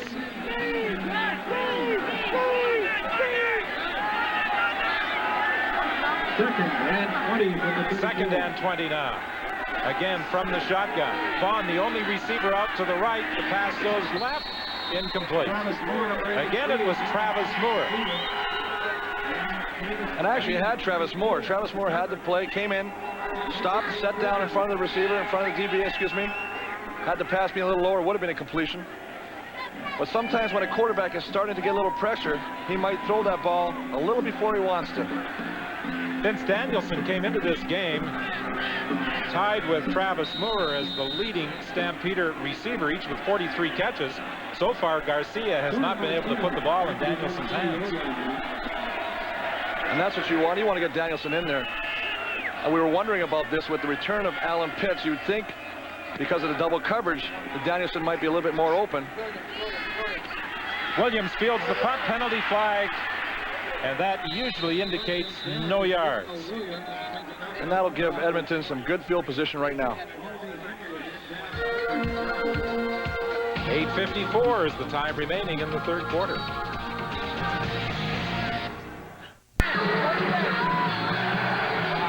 Quarterback coach Danny Barrett talking to the receivers, explaining particularly to Alan Pitts what Edmonton was doing defensively on that last series. And I think a lot of times what happens when you're a guy of Alan Pitts' caliber is you try and ad-lib, do things on your own, and that might be causing the problems right there. Illegal procedure declined. The no yards accepted by the Eskimos for a first down at the 54-yard line. McManus deep for Flutie, incomplete. And I believe we have a late hit, big time, on Anthony McClanahan. And I'll check that other number for you here. And Danny McManus, Steve Anderson, remains down. Roughing the passer, Calgary, number 41. First down, Edmonton. Late hit there by McClanahan. Anderson was also there, but McClanahan's number was called by referee Ken Lazarek. Well, when you get two of them there, they're just going to pick one. But the problem is they're both guilty on that one. And I think the frustration's starting to build. They're trying to get in there to get close to Danny, but Danny has been airing the ball deep like we talked about. Now they're trying to get a shot on him. Unfortunately, you got to do, and then the whistle. Can't do it after the whistle. Jim Kemp is warming up. McManus was very slow in getting up, but we talked earlier about McManus not seeming to have as much zip in his throws in the first half and not going deep. He has in this second half. Yeah, I think he's really starting to find his niche, and maybe his shoulders warmed up a little bit. You know, sometimes that can happen. Burst ran into a brick wall, tried to reverse his field, and is dropped for a loss. And Danny has been notorious for coming on strong at the end. He likes those dramatic finishes, so maybe that's what he's saving up for right here. Bronzel Miller was in on the tackle, and he's playing in his third league this year. He's in the World League. Here we got the defensive line doing a great job here. Chris Morris getting pushed back, stuff in the hole. There's nowhere for him to go. Second down. It's 14 to go for the Eskimos.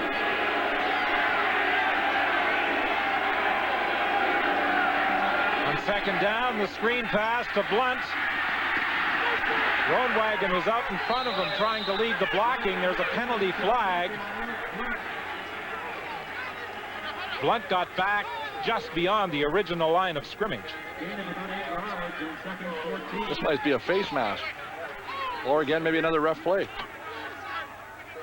And it appears to be going against the Stampeders. Major foul, face mask, Calgary, number 51. First down, Edmonton. This could be a costly penalty against Alondra Johnson as the ball is placed down at the 22-yard line. And there's another flag thrown on Alondra Johnson, and obviously he said something to the official. It's another 15-yard penalty, and I think his emotions are really starting to take Objection of conduct, Calgary, number 51. First down, Edmonton.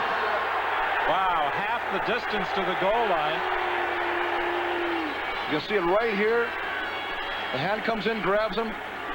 It's a nice way to take somebody down if you're a steer wrestler, but it won't work here in the Canadian Football League. I referred earlier to Johnson being upset with some of his teammates and making comments. He said, we don't have the right attitude and intensity. Kemp in at quarterback now. Well, that attitude and intensity certainly cost the Stampeders as the pass is complete to Darren Flutie, close to the 2-yard line. Nice throw, sets up nice in the pocket.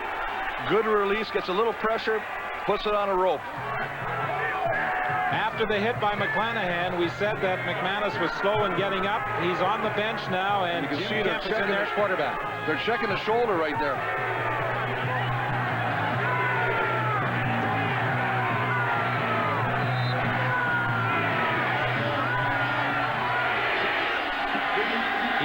after the game in Toronto where he was initially hurt that he had real problems in raising his arm. He seems to be having similar difficulties. 2nd and 2. Kemp fumbles the exchange from center, and Kemp is forced out of bounds. Definitely a miscommunication between the running back and the quarterback there. One of them thought he was not getting the ball, or one of them, that might be one of the plays where the quarterback gives it to him and he takes it and he pulls it on a bootleg, and it ended up being a bootleg, and he's lucky he didn't fumble that and turn that ball over to Calgary. Kemp was fortunate in that he was able to get it back. Definite miscommunication. That ball was supposed to be taken by the running back. Blunt did not know he was getting the ball.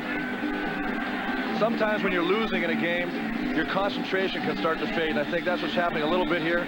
Some of the players, you got to key all the time. Remember, this is a 60-minute game. The coaches will pound it into your head. So with 6:31 remaining in the 3rd quarter, Sean Fleming will attempt the field goal. An 18-yarder.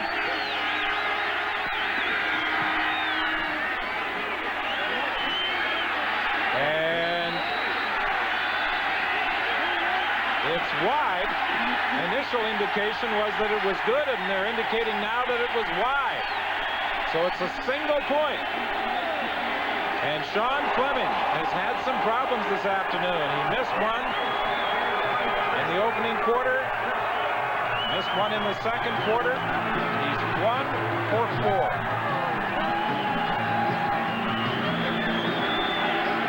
Well, a great opportunity presented itself for the Eskimos to get right back in this ball game following those 2 penalties against Alondra Johnson. Another wide field goal attempt by Sean Fleming, and it's 23-6 with 6:09 remaining in the 3rd quarter.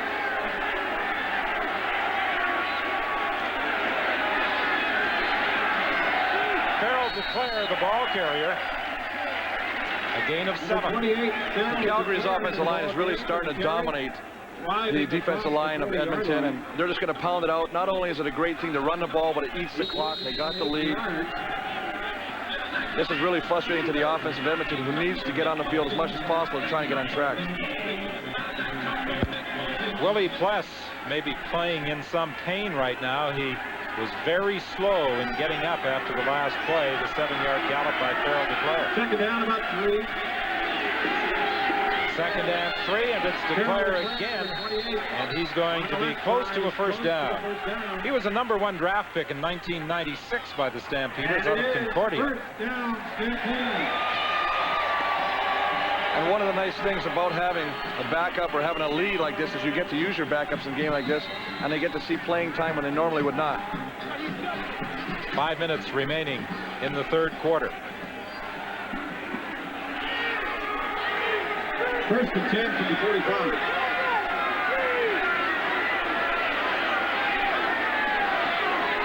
Inside fake by Garcia. He's going to be nailed and stripped of the ball by Hunter. Oh, did Garcia ever get hit from the blind side? Oh, I think he's got to be hurt or shook up on that one. He did not see that. That is what you call a hit. That's unsuspecting. That's like walking into a rake on a golf course. That'll wake you up in a hurry.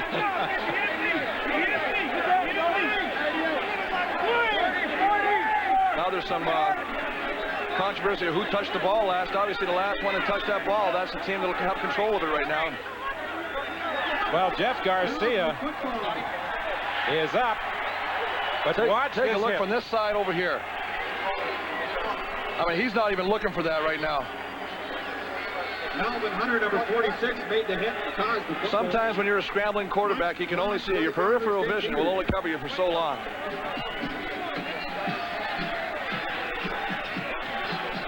You want to question Garcia's toughness now? I don't think he can. Calgary after all that at the 46. And fortunately, the officials ruled for Calgary that they were the last to touch the football. Pass intended for Terry Vaughn. After a hit like that, you think the quarterback would want to get rid of it very quickly. Yeah, I don't think he wants to scramble on this play, but he's got a good thing. He wants to releases the running back out there. Lets Maurice Miller from Edmonton try and cover him. Just overthrows him a little bit.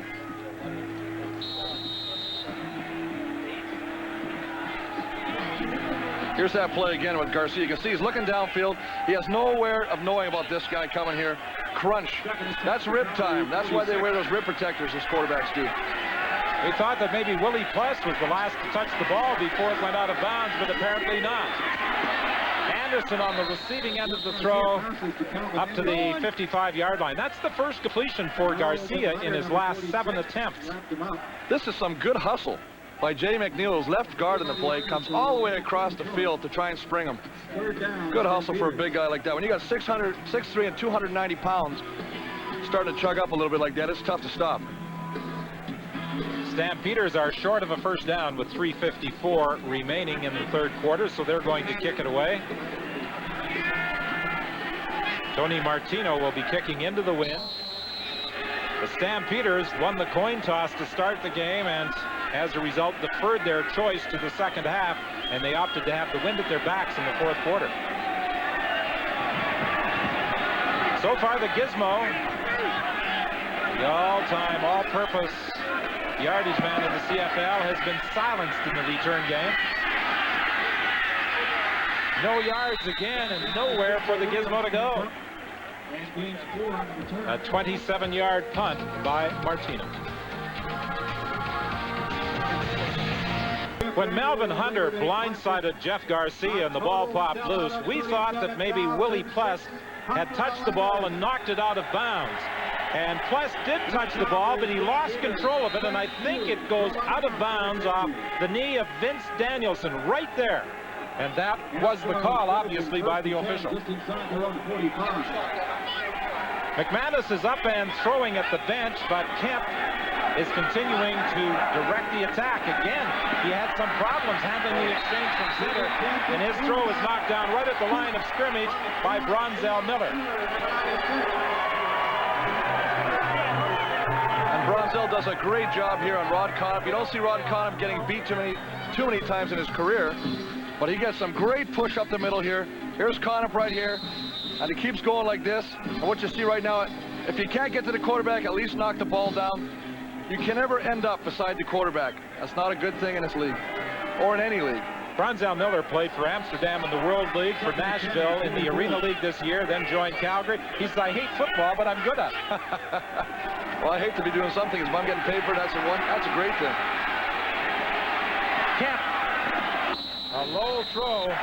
Myers attempted to come back for it, and the Eskimos will be forced to kick it away. Shannon Myers, number 88, goes incomplete. It is third down. I just talked to Danny McManus. He just shook his head. He threw the ball a couple of times. He has now got the headset on. I don't think he's going to go back in. He was pretty disgusted with the fact that he has re-injured that right shoulder, and I think he's done for the afternoon. In talking with McManus prior to the game today, he said he felt really good. He said the shoulder felt fine, but if he re-injured the area that was badly bruised in that Toronto game, he's going to have difficulties throwing. And we did mention one of the keys was to give him some protection and let him get hit, because of the fact that that very thing might happen, and that's what did happen right now. The only thing now to worry about is how serious is it this time, and will it keep him out for very long? That was a 44-yard punt by Sean Fleming. No opportunity for Coleman on the return. Now they have a return engagement against these same Calgary Stampeders at Commonwealth Stadium on Friday. People were wondering whether or not McManus would be healthy for this game. Following today's Calgary-Edmonton Labor Day clash, we'll be going to Hamilton. David Archer, who will be analyzing the game, as Chris Cuthbert calls it for you. Ready for the Toronto-Hamilton battle. Again, another little miscommunication by Garcia here. They were doing a little trap. Just pulling you can see the guy coming across right there, but miscommunications. Wanted to hand the ball off to Anderson. He didn't take it. Again, some of the problems that arise when you have a big lead in the game. Errol Martin came in to make the tackle.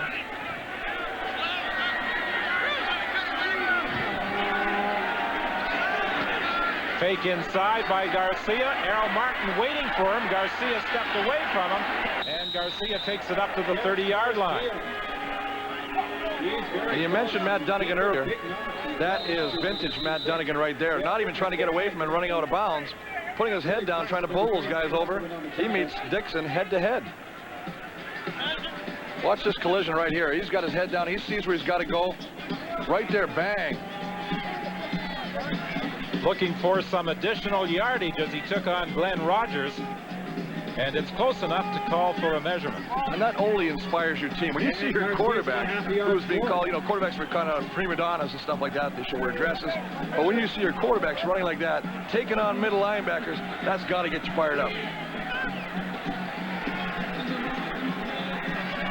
Okay, down third and about a yard, it appears as though Wally Buono was going to gamble with 1:23 remaining in this third quarter.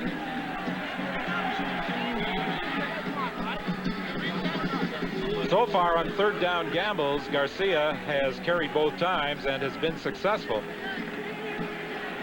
The offensive story for the Calgary Stampeders to this stage of the football game, and they lead on the board as well by a 23-6 margin.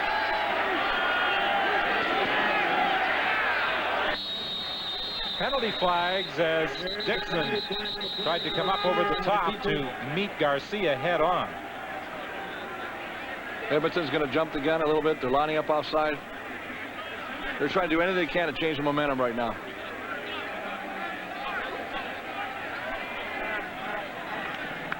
Offside the call against the Eskimos, signals referee Ken Lazaruk. And an easy 5 yards and a first down. Offside, Edmonton, number 38, first down Calgary. Errol Martin is the man who moved prematurely, so it is a first down for the Stampeders. But the Eskimos right now have to be thinking, particularly that man, Ron Lancaster, about the Friday rematch and what he might be forced to do if he doesn't have his #1 quarterback, Danny McManus, ready to play. Well, I'd be very surprised to see him back. Anderson, the ball carrier, he's tripped up after picking up a couple of yards as we move into the final minute of the third quarter. And you can tell that Calgary's offensive line is having fun right now. Being an offensive lineman in this league for a number of years, one of the funnest things is when you can have an opportunity to tee off and tee off continually on defensive linemen, because they're always yapping at you, talking to you, making fun of your mama. You don't like that kind of stuff. So when you can knock them in the teeth, it's a great feeling. The way Edmonton rotates their defensive linemen, does that pose any problem for an offensive line?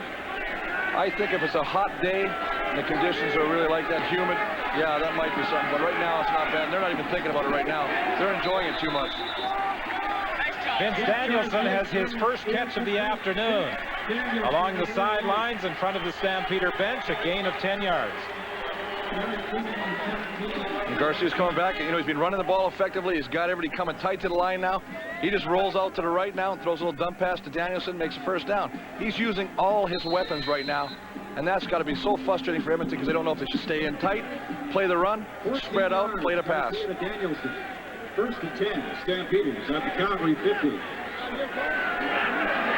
Anderson, the lone setback behind quarterback Jeff Garcia. He gets the ball and gets about 6 yards. And that is also the final play of the third quarter here at McMahon Stadium, with the Stampeders leading 23-6.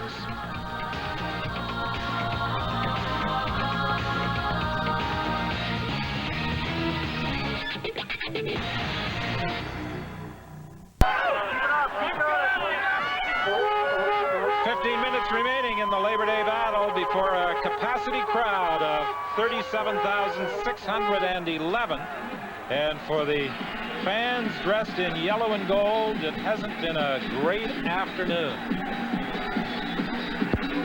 They'll be looking for revenge on Friday in the return engagement at Commonwealth Stadium. The offensive line for the Stampeders has done a pretty good job in opening some holes for Calvin Anderson and Farrell DeClaire. Well, they were under a little bit of heat from last week from BC game. They've come out and done the job, both passing and running the ball. Second and 3 for Calgary. First play of the fourth quarter, and Anderson reaches out to the 50-yard line. He'll be very close to a first down. It may require a measurement. And you would think, being a running back, if you got the ball 30 times a game or something, you'd be tired. But it's funny how running backs, the more they get it, the happier you are. Willie Plus trying to come and makes a play. Wraps up, nice play, nice tackle. You expect that out of your defensive player of the year. But he is looking a little shaken. Coming into this game, Willie Pless leading the league with 55 tackles, 961 during his career. 4 times he's been named the outstanding defensive player in the CFL. Another third down gamble for the Calgary Stampeders, and they've been perfect so far, 3 for 3. Again, it's 3rd and 4th Stampeders. Look for Garcia to keep. He just steps to the right of Jamie Crysdale. Yeah. What about these calls, Chris? The decision of the quarterback and which way to go. Well, usually you'll go against your big guy, but if you got 2 big hogs in there, Freddie Jones is 330 pounds. If I'm a quarterback, I'm following him right all the way. Not only to the lunchroom, for the first down. When he was a teammate of yours, it looks like you might have followed him to the lunchroom. Thanks a lot, Don. I can still see my shoes, though, and I'm happy to say that I'm wearing... Hang on, let me check. The statistical story through 3 quarters. 1 rushing yard for the Edmonton Eskimos in this ball game compared to the 136 along the ground for the Stampeders, and that's been one of the big differences. Garcia looking for Ford out in the flat. Pless was looking for Ford, and Ford was looking to run before the ball got there. And they're not used to Ford catching the ball. He doesn't have a whole lot of catches this year. But one of the things that's happening also, when you run the ball and beat up and beat up and beat up on the Edmonton people, they get tired. Now they start throwing the ball. It's like, when is this quarter going to end?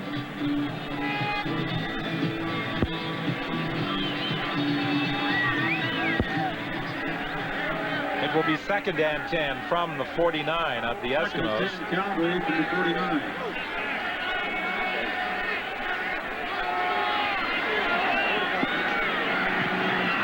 Garcia was trying to drill it over the middle for Danielson, and Derek Beattie was defending against him. So the Stampeders will be forced to kick it away. Really nice coverage by Beattie that time. Danielson just running a little slant across the middle.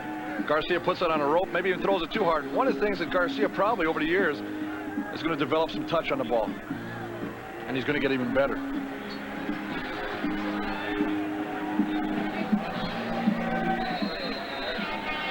Tony Martino, who leads the CFL in punting average, hasn't had a great deal of work this afternoon. And he'll have the wind at his back for this 3rd down kick with 13:06 remaining in the 4th quarter. Saw some pressure coming up the middle. It went off the side of his foot and out of bounds. And they'll spot it at about the 24-yard line. Tony Martino. 12:57 remains after that 25-yard kick by Martino. The injuries are taking their toll on the Edmonton Eskimos in this Labor Day Classic. The last player to lead the game, Tony Burst, now has a bandage on his left hand. It's covered in ice. Burst slammed the water bottle down to the artificial turf, and I think he's finished for the day. So McManus is out, and now Tony Burst. A couple of big losses as far as offensive personnel are concerned for the Eskimos. All sorts of movement at the line of scrimmage. Marvin Pope moved prior to the ball being snapped. Well, with Burst getting out of the game, that gives Jay Hamilton a chance to play. University of Alberta graduate. I'm sure he's got some fans here.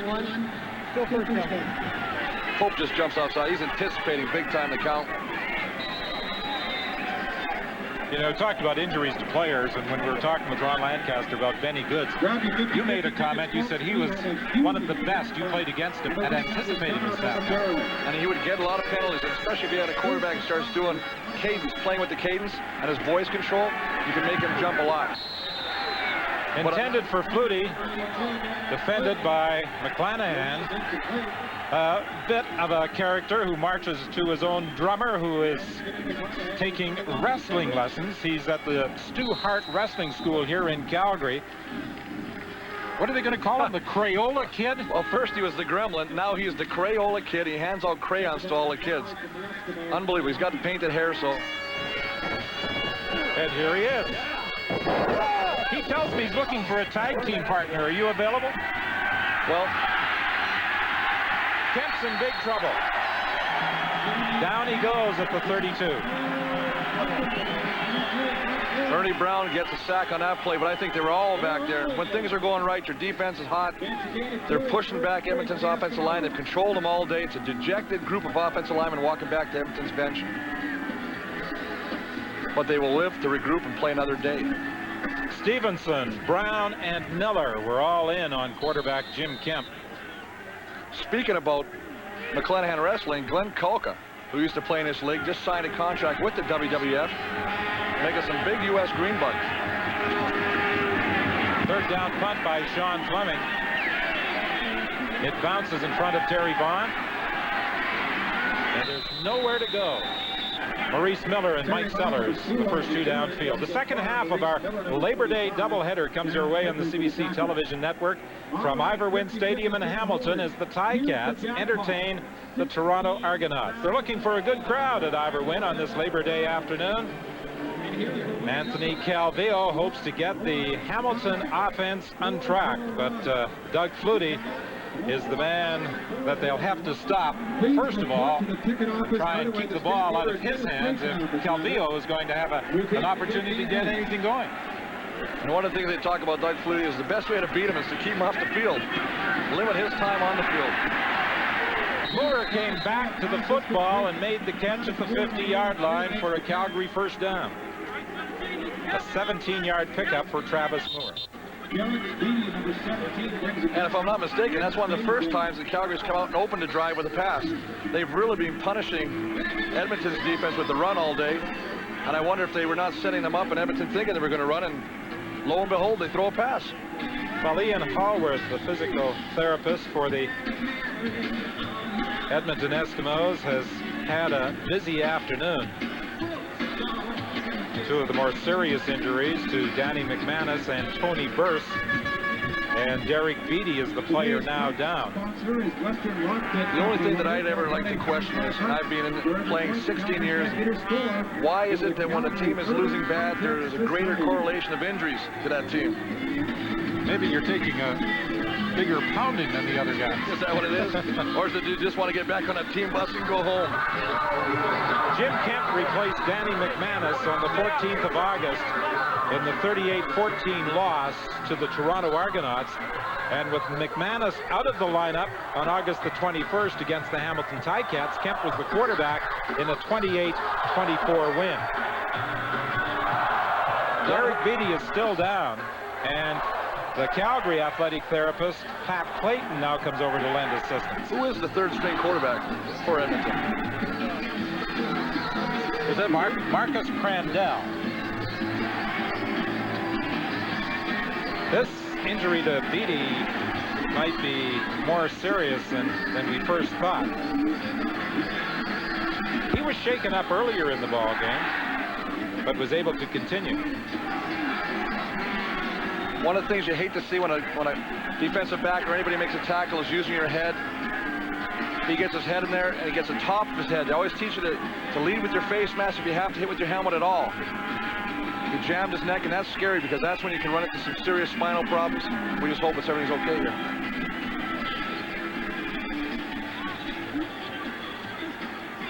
Calgary Stampeders next home game is on Sunday, September 14th. 11:03 is the time remaining here at McMahon Stadium in a 23-6 Calgary lead. Sunday, September 14th. On the field, continuing concern as to the health of Derek Beatty. The good thing is, I suppose if there is something positive in this situation, is that they were able to turn him over on his back, and he was able to move his feet. Yeah, that's one of those situations that if it was really serious, you would have seen a spinal board come out, and they would have had to very gingerly lift him on that to not move any muscles in the neck, because that's something you don't want to play with. That's a good sign when they roll him over. The incident took place directly in front of the Edmonton bench, and players are there and looking on, and perhaps other players saying a silent prayer for Derek Beatty. Well, no matter how much you hate a team, and those Calgary guys may hate Edmonton, That's on the field. Off the field, they're buddies. They play golf together, do a lot of things together, and so there's that friendship there, and there's that fellowship, and you hate to see one of yours, no matter what team you're on, have a season or maybe a career-ending injury. He appeared to get his head ducked down underneath Travis Moore in trying to make this hit. Kavis Reed was coming from the other side. And he caught the top of his head to the back of his head, and that, you know, that's anytime you hit that, it'll smack your head down where your chin hits your chest. That really causes some pressure to the back of your spine. But you saw how quickly the man in white, looking back now to the bench, Pat Clayton, ran out onto the field. He's the head therapist for the Calgary Stampeders, and he also runs a Canadian Sport Rehab Institute here in Calgary that deals with a number of our national teams, and the women's national hockey team will be training here and is training here now. They have called for the stretcher and the ambulance. Well, that might just be precautionary because, you know, Pat Clayton and all these athletic therapists, and they want to make sure they get him in the right situation where proper doctors can look at him and not take any chances with this. Well, Ian Hallworth, who looks after the Edmonton Eskimos, I'm sure was quite pleased to have his counterpart on the Calgary side of the field come out there to help.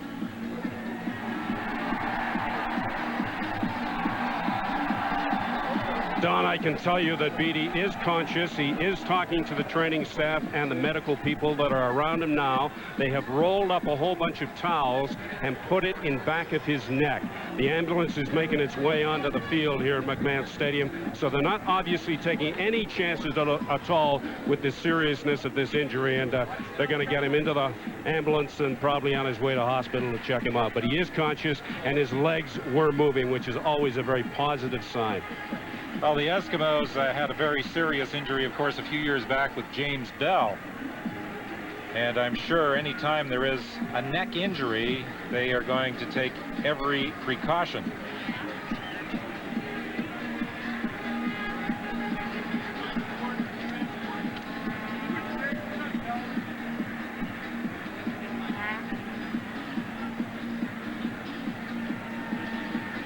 But this has certainly brought a hush over the crowd here at McMahon Stadium. They realize the seriousness of this particular situation, all 37,611. And it's a situation where normally in a game you would never have, during a game, members of the opposite team congregating in a certain area discussing things, and you know they're all discussing the situation of Beatty on the sideline there. And I'm sure across the viewing audience and the fans and everyone, they're all concerned to make sure that he's okay. Well, there is the possibility for serious injury in such a contact sport as football. And it's amazing how few people really do become seriously hurt with all the contact that is made. Kavis Reed was right in there involved in that collision, and he seems to be quite upset over what just took place. He was coming from one side on Travis Moore, and Derek Beatty was coming from the other, and it was Beatty who unfortunately got his head buckled under Travis Moore. Yeah, Kavis comes in here, and it's one of those unfortunate situations where he hits with the wrong part of his body and gets it caught and snaps his head down. And I don't believe it had anything to do with Kavis Reed. I think it was just the way he tackled him. And maybe Kavis Reed's feeling a little bit because he was on the other side and he couldn't, you know, the weight and the momentum.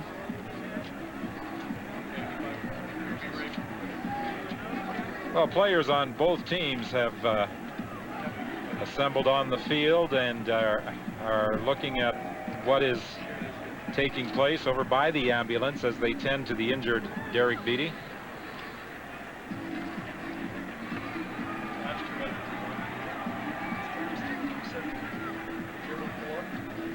Beatty was a free agent signing by the Eskimos last year.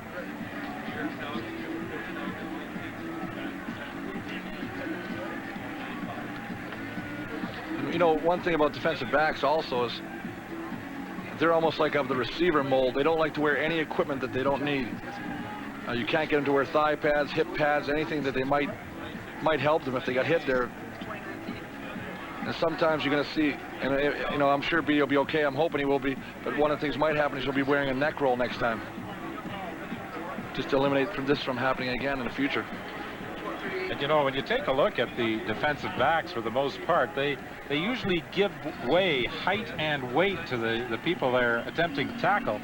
And in the case of Derek Beattie, he's 5'8", 176 pounds, and Travis Moore is 6'1", 185 pounds, the man he was bringing down. 11:03 is the time remaining in the fourth quarter.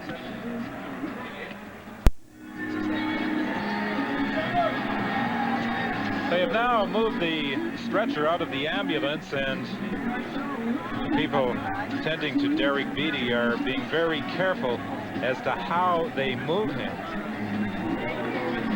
We can only hope that the situation will be somewhat similar to what we have seen in other cases where they take all these precautions, they get the athlete to the hospital, and after undergoing further examination, they found that the injury is not as serious as was feared. But they have immobilized him as they move him onto the stretcher. And this is great, and they have to do this. You can't let the player go back to the bench, even if sometimes players are stubborn and say, I feel okay with just a second.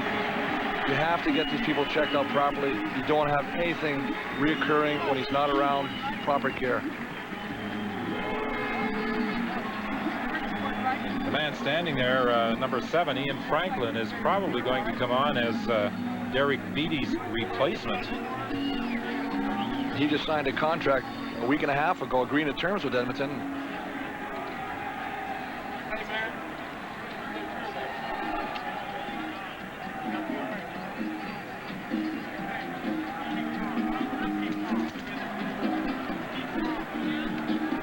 Again, they are being very careful as they move Derek Beattie into the ambulance. Mike Sellers talking to him as they move him over to the ambulance door.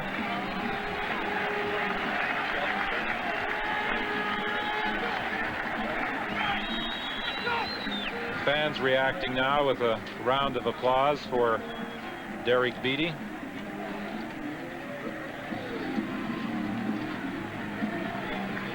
And the concern not only on the face of the players, but also on the spectators here at McMahon Stadium this afternoon.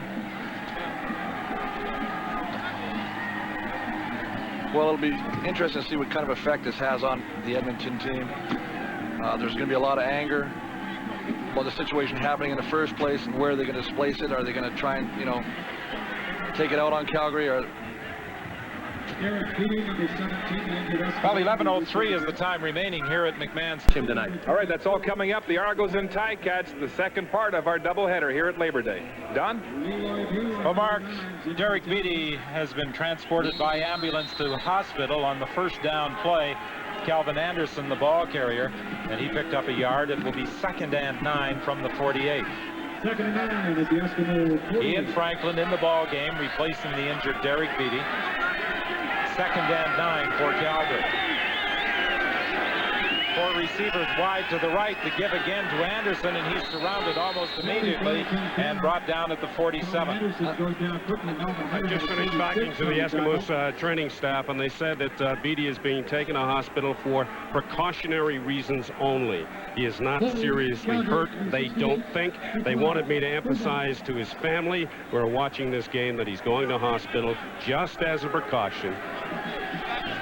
Well, we suggested that might be the case, and I think with any neck injury or potential neck injury, it's better to err on the side of caution. Well, remember, we can't see the vertebrae by the human eye. We have to go get x-rays and make sure everything's, and it's good to hear that they think he's all right, but let's do the full measure on him.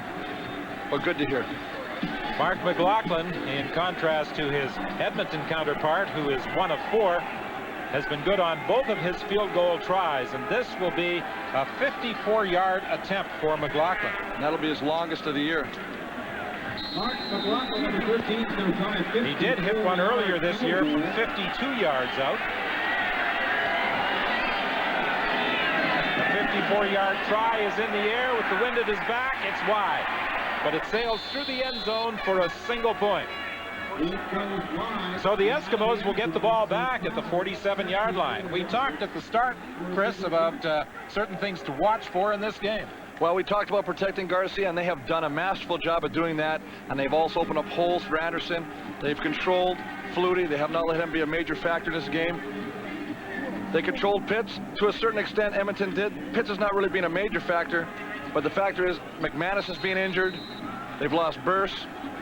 They just lost Beattie, and they've lost a lot of emotion. Kemp at the quarterback in controls as the injured McManus wears the headset and watches from the Edmonton bench. Kemp operating from the shotgun. He looks out into the flat intended for Tolbert, and he underthrew it.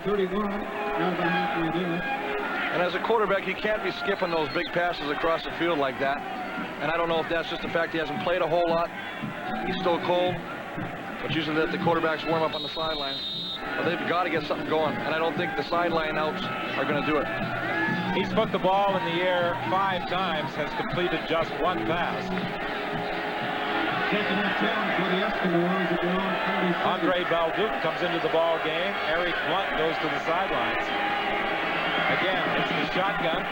Here comes the pressure. It's picked up by the Eskimos. The pass over the middle, complete for a first down to Darren Flutie. And they took a gamble, Calgary did, by bringing a safety blitz. Kalen coming up.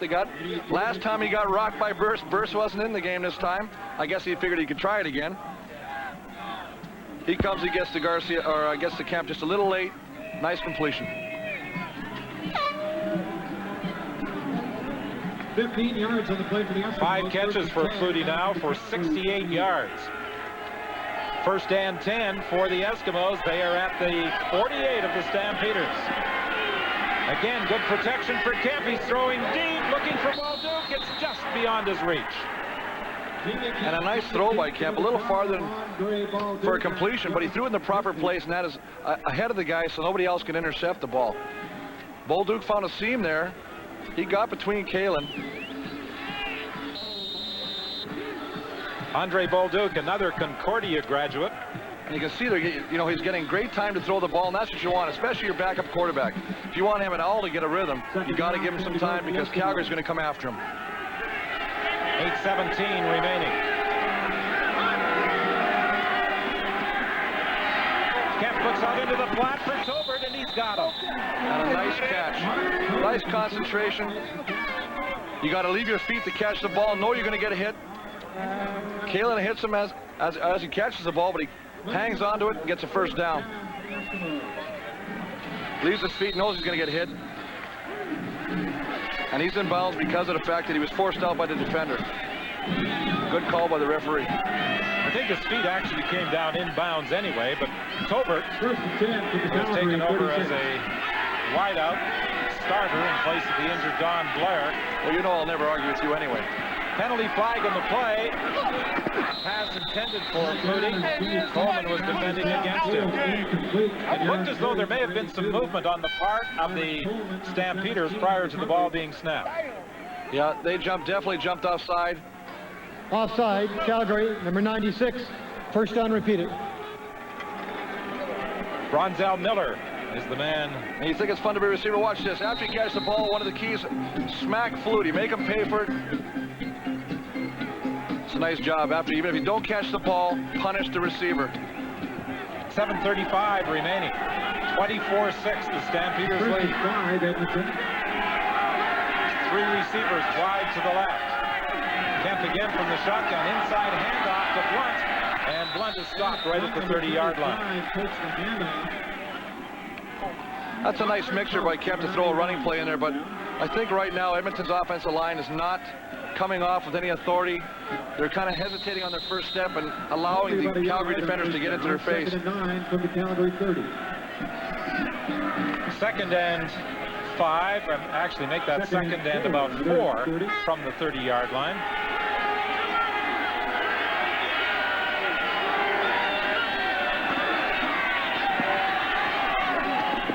Kemp was looking for a Flutie. Flutie looked to the official to see if there was going to be a flag, as Davis appeared to have a grip on his jersey, but there was no red nylon on the artificial turf here at McMahon, and there was no pass completion with 6:46 remaining in the football game. Edmonton Eskimos are gambling. Kemp in behind center. Rod Conop. He's under pressure. Kemp being flushed out of there. Johnson missed him, but Pope doesn't. So the third down gamble results in a big loss for the Edmonton Eskimos, back to the 42-yard line, and the Calgary Stampeders will take over. And the worst situation about that is if you're not going to throw it, you can't make any yards going this way if you're going south. You got to get rid of it. I thought he was going to at least throw the ball when he was being pursued by the three guys. You cannot turn around and fold like a tent like that. No offense to Jimmy Kemp, but you got to put the ball downfield if you're going to move the chains. A great afternoon of laughs. Well, there was still some hope for the Edmonton Eskimos had they been able to convert that drive into a touchdown. But unfortunately, it resulted in a big loss on the third down gamble, and the Calgary Stampeders take over at the 42. 3 times in this ball game, the Eskimos have turned the ball over.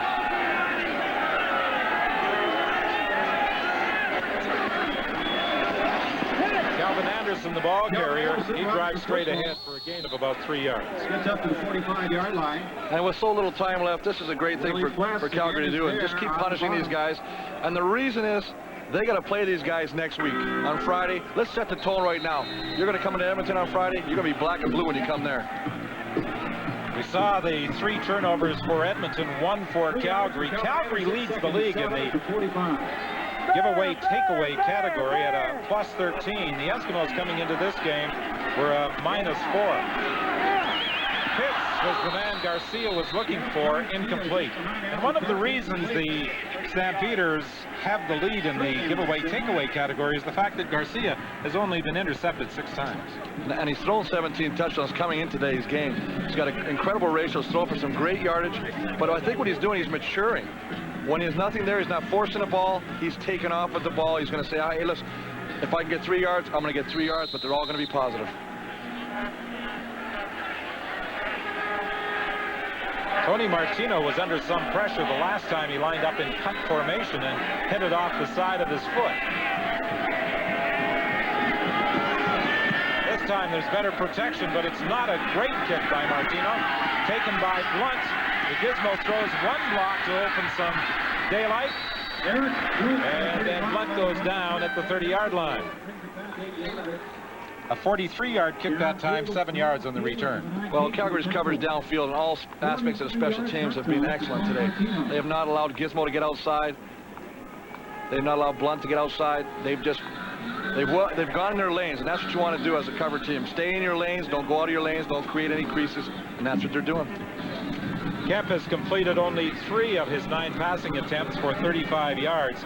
Coming into this game, the Eskimos were 7-2 atop the West Division standings, and they pretty much had a chance with a win today to take away any first-place aspirations for the Calgary Stampeders. But the Stampeders now, if they get to 5-5, which it looks as though they will, they would only be 4 points back, and they would still have a shot at first place. Mike Sellers is the injured ball player. And actually, I was watching that play, Don. Sellers ran over the up back, and I'm really surprised to see Sellers is the one that is laying there because he crunched the up back on the punt protection team. Mike Sellers is the injured Eskimo. Sellers joined the Eskimo organization out of Walla Walla as a 19-year-old. First year he broke his ankle, didn't get an opportunity to play. This is his 2nd season, really, in Eskimo livery, and he's playing very well. Well, Ronnie Lancaster had nothing but good things to say about him. You'll see him. You'll see him coming to left of your frame. He just runs over the up back.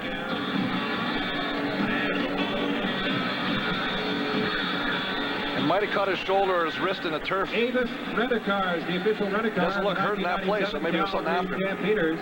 When the red and white are on the road, we drive in luxury in the red and white. But the way he's holding his arm is like a shoulder injury. Yes, he is definitely favoring the left arm. Talking about the Western Division, Don, Saskatchewan's got to be delighted with the results today because it keeps them in the race. Nobody else is pulling away from them. They're still 4 wins. Calgary will have 5. That Western Division is going to be a dogfight. Well, there is the possibility that all 4 teams in the West could be involved in postseason action. If all 4 teams have a better record than the third-place team in the East, there would be a crossover situation where the number 4 team would play the number 2 team in the East in the semifinal. Out into the flat for Eric Blunt. Blunt tried to cut back, searching for additional yardage, and he's down at the 39 by Eddie Davis, a 7-yard gain. And this has been Edmonton, it seems like their favorite play all day, of hitting a swing pass to the back and either the right side flats or the left side flats, and they've been living off this play. Unfortunately, it takes a lot of time, and you don't get a first down every time on it. And I think they got to go downfield a little bit farther to start getting some scoring positions. Kemp was able to bounce away, throw the pass to Tobert for a first down, but there's a penalty flag back at the line of scrimmage. And you're going to see Chris Morris object to this call. He's got called for clipping Marvin Pope in the back. In actuality, all he did was push him in the back. I know it's a clip, but when you're in that zone pass protecting, you'll do whatever you can to get him off your quarterback. Legal block, Edmonton, number 60, second down repeater. Now the University of Toronto grad negates the gain on the pass to Tobert as a result of the penalty. You're going to see it right here when Kemp starts to scramble. Chris just wants to make sure that Marvin stays on the ground. Gives him a little shot. The umpire's back there, throws a flag. Second and 12 for the Eskimos. Kemp in the shotgun.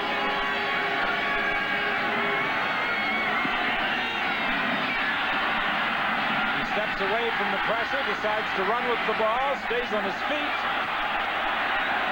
and then takes a pretty good shot at the 40-yard line, but it's going to be close to a first down. Tremendous effort by Jim Kemp here when it looked like he was going to get sacked, and I think his O-linemen are going to get a little frustrated thinking he's hanging on to the ball a little long. They're trying to do their best to keep the Calgary defensive lineman out of the backfield. But they say if you don't have that ball gone in 5-6 seconds, you're on your own.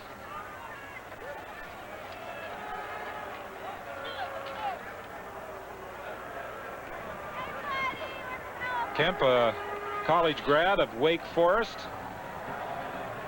and of course his father, Jack Kemp, a former National Football League quarterback with the Buffalo Bills and a former U.S. Senator. And his brother, Jeff Kemp, also played in the National Football League. You grow up in a football family, there's a tendency to gravitate to the sport.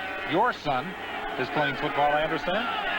Yeah, my oldest son's playing his first year of football right now, and he's actually playing the same position that I tried to play, right tackle, and I got to watch his very first game, and I was quite thrilled to watch him, and you know, as usually fathers will brag about, he played well. Would you like a little more time to describe his game? I actually brought some film if we could put it on. A first down for the Edmonton Eskimos on the third down gamble.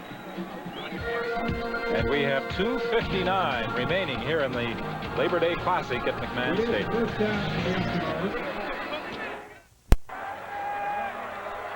Well, this is the first time under Wally Buono's direction that the Stampeders have come into this Labor Day game with a losing record, but it looks as though they're going to depart this afternoon with a 500 mark. 24-6, the Stampeders lead the Eskimos with only 2:56 remaining. I believe that'll make it 5 in a row. Kemp throwing deep for Tobert. Can't catch up with it. Tobert had maneuvered in behind Marvin Coleman.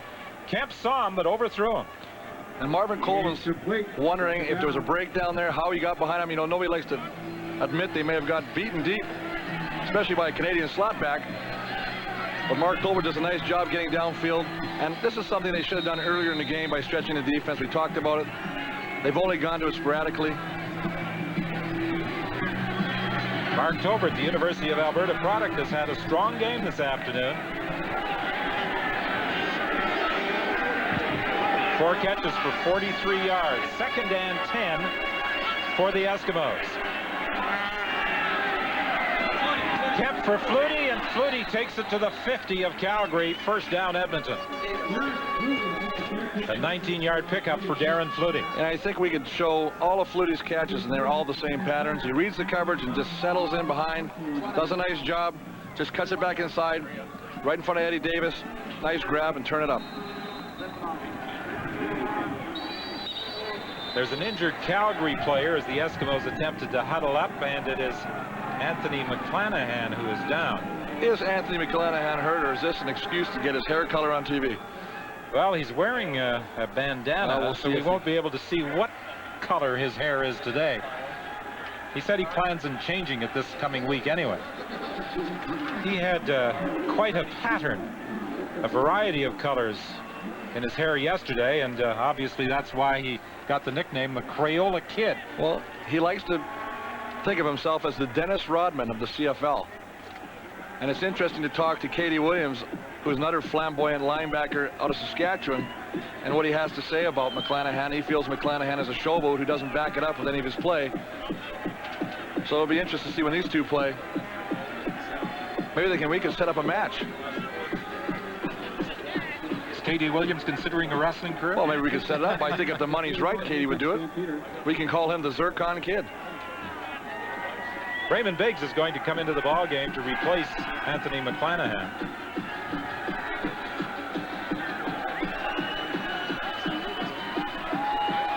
And you know, one of the things, I was joking about Anthony McClanahan earlier, but you'd hate to see him get hurt. He's right now in the middle of wrestling camp with the Stu Hart family. And anything serious like this might set that career back. Back up, babe, back up, back up, back up. Although the Stampeders have won the last 4 Labor Day Classics and appear headed to a 5th straight win, in the return engagement in previous years back in Edmonton, the Eskimos have won 2 of the last 3. So if they do go down to defeat today, they'll be looking to bounce back on Friday. Flutie was the intended target. He was looking to run before he had control of the football, and Marvin Coleman made sure that he didn't juggle the ball successfully. In the last 4 meetings, this is what has happened between these two teams. And of course, in the West Final last year, the big story was the last play field goal by Sean Fleming that gave Edmonton the victory. You have some fellows running on the field looking for tryouts. And they are wisely being ignored. Every once in a while, I kind of wish that one of the football players would just put out a straight arm or something when some of these people run out on the playing field. Much the way Ron Asselstein took care of the player or the fan who jumped on the ice in Boston a few years ago. But I told you, we had a linebacker named Pitts, played for Winnipeg back in 82, 83. Fans were running across the field, delaying the game. Players wanted to get going. He clotheslined the guy. That was the last time you see those guys running the field. Yeah, they disrupt the game. Well, it looks as though they may be spending a little time looking at bars. The way the constabulary has moved in on them here at McMahon Stadium, which is a good sign. 2:13 remains out of the shotgun. Kemp looks for Flutie. This time he hangs on for a first down at the 37. And we got to give Edmonton's offensive line a little credit. When you're in a situation like this, you got to throw every down. And the defensive line knows this, and they're just teeing off right now, and they're doing a good job of giving Kemp enough time to throw. Flutie now has 7 receptions for 101 yards.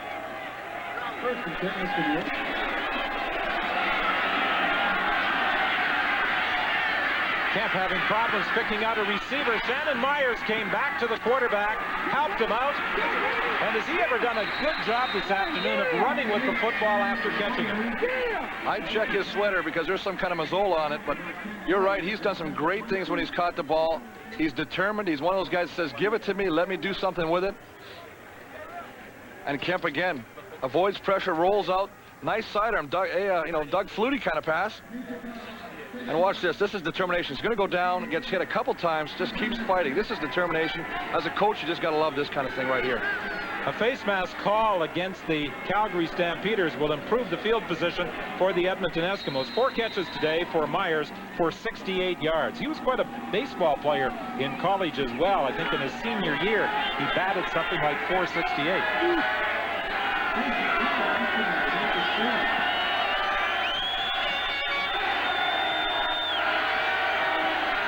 First and goal into the end zone. Robert Gordon, touchdown. Well, something for him to cheer about. Most definitely.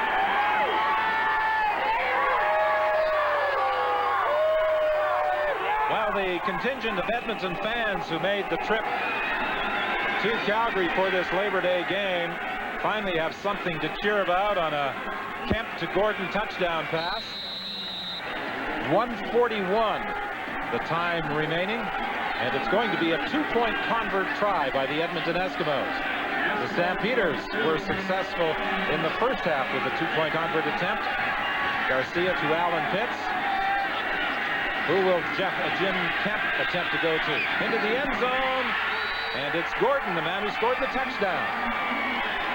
And again, a sidearm throw by Jim Kemp. And one thing, I tell you what, he's had an excellent drive. He's taken him right down the field, avoided pressure, made some nice throws.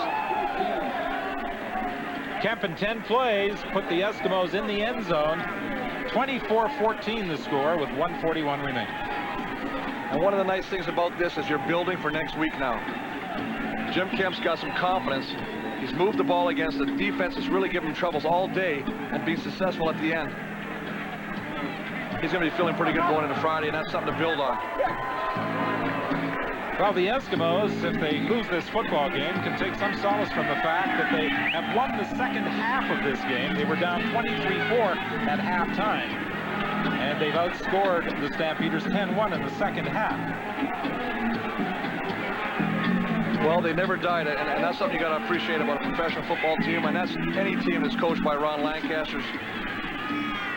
They've got a lot of grit, a lot of determination, and they know they got to play, as you said, they got to play these guys 6 days. It's going to start all over. 10 plays, 79 yards for the Eskimos for the touchdown by Robert Gordon.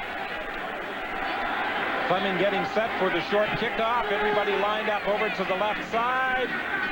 But he kicked it a little too deep, and Danielson is able to pull it in as the Stampeders were ready for it, and they had what they referred to as their hands team. Their hands team, all the sure-handed receivers just in case, but usually when you're trying to kick that, you're trying to go 10, 11 yards there, so your guys covering have a chance to get the ball. That was a little deep, and he might have wanted to use one of those kicks on a field goal try.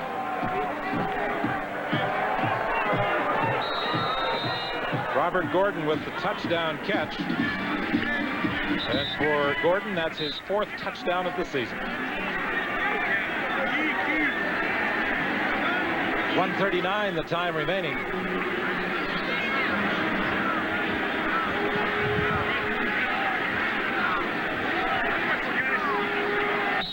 These teams play again in Edmonton at Commonwealth Stadium on Friday. And they play in Edmonton for the final time this season on October the 5th. Garcia out into the flat to Danielson, and Danielson has a first down. And even if they are forced to kick the ball away now, the Eskimos will be operating on a very long field. Very long field, but one thing Garcia does, he knows he's got the game in bag right now. He's still throwing the ball downfield. He's still mixing it up. He is not deterred from his game plan at all, from the start of the game to the end of the game. And that's why they have the points they do, and that's why they're successful as they are right now. 15 yards on the completion. Garcia to Danielson.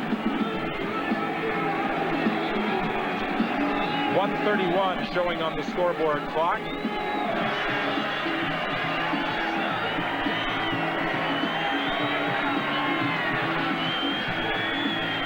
If we have security come and take this fellow off the field immediately, please. And if I had one criticism of what is taking place this afternoon at McMahon Stadium with the full house in attendance, it's that the security people have not totally controlled those who attempt to disrupt the game by running out there. That's the reason for the delay right now. It's up to the stadium security people, I would think, to remove those who are going out onto the playing field. Or else, as you suggested, let some of the football players take a shot at them. Well, I think when a situation turns like this, you got to cuff them. You got to let them think about it. This might be the time where put them in a little solitude area.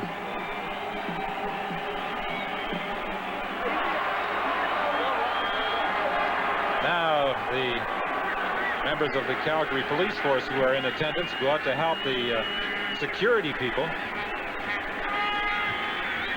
You have to wonder what possesses people to run out onto the playing field.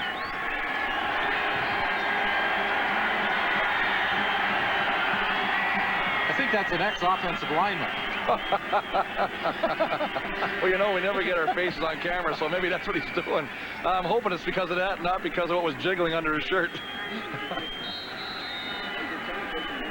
Well, Ron Lancaster, if you can take some positives from this game, we'll look back on the second half, as I mentioned earlier, whereas Eskimos have outscored the Stampeders 10-1. But they're going to have to get some production out of their D-line. They've been virtually non-existent tonight. We haven't called Leroy Blue's name, McCready, Sellers, all game. And for them to be successful, they are known as a good defensive line. They're going to have to do something to change it, and maybe we'll see what happens if Benny Goods is able to come back. Ron Lancaster doesn't think he will, but maybe after an exhibition like this, they're going to try and put him in. Well, Ron Lancaster was saying that Benny Goods really wanted to get back into this ball game, but he doesn't think that Goods will even be able to return for next week's return engagement, or Friday's return engagement with the Stampeders. More than likely, it'll be in 2 weeks against BC when Goods will be able to come back. The toss to Anderson, and Anderson will get a first down, taking the ball inside the 35-yard line with 42 seconds remaining.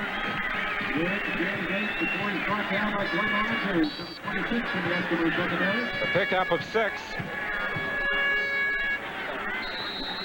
Calgary in the first half, 10 opening quarter points, 13 more in the second quarter.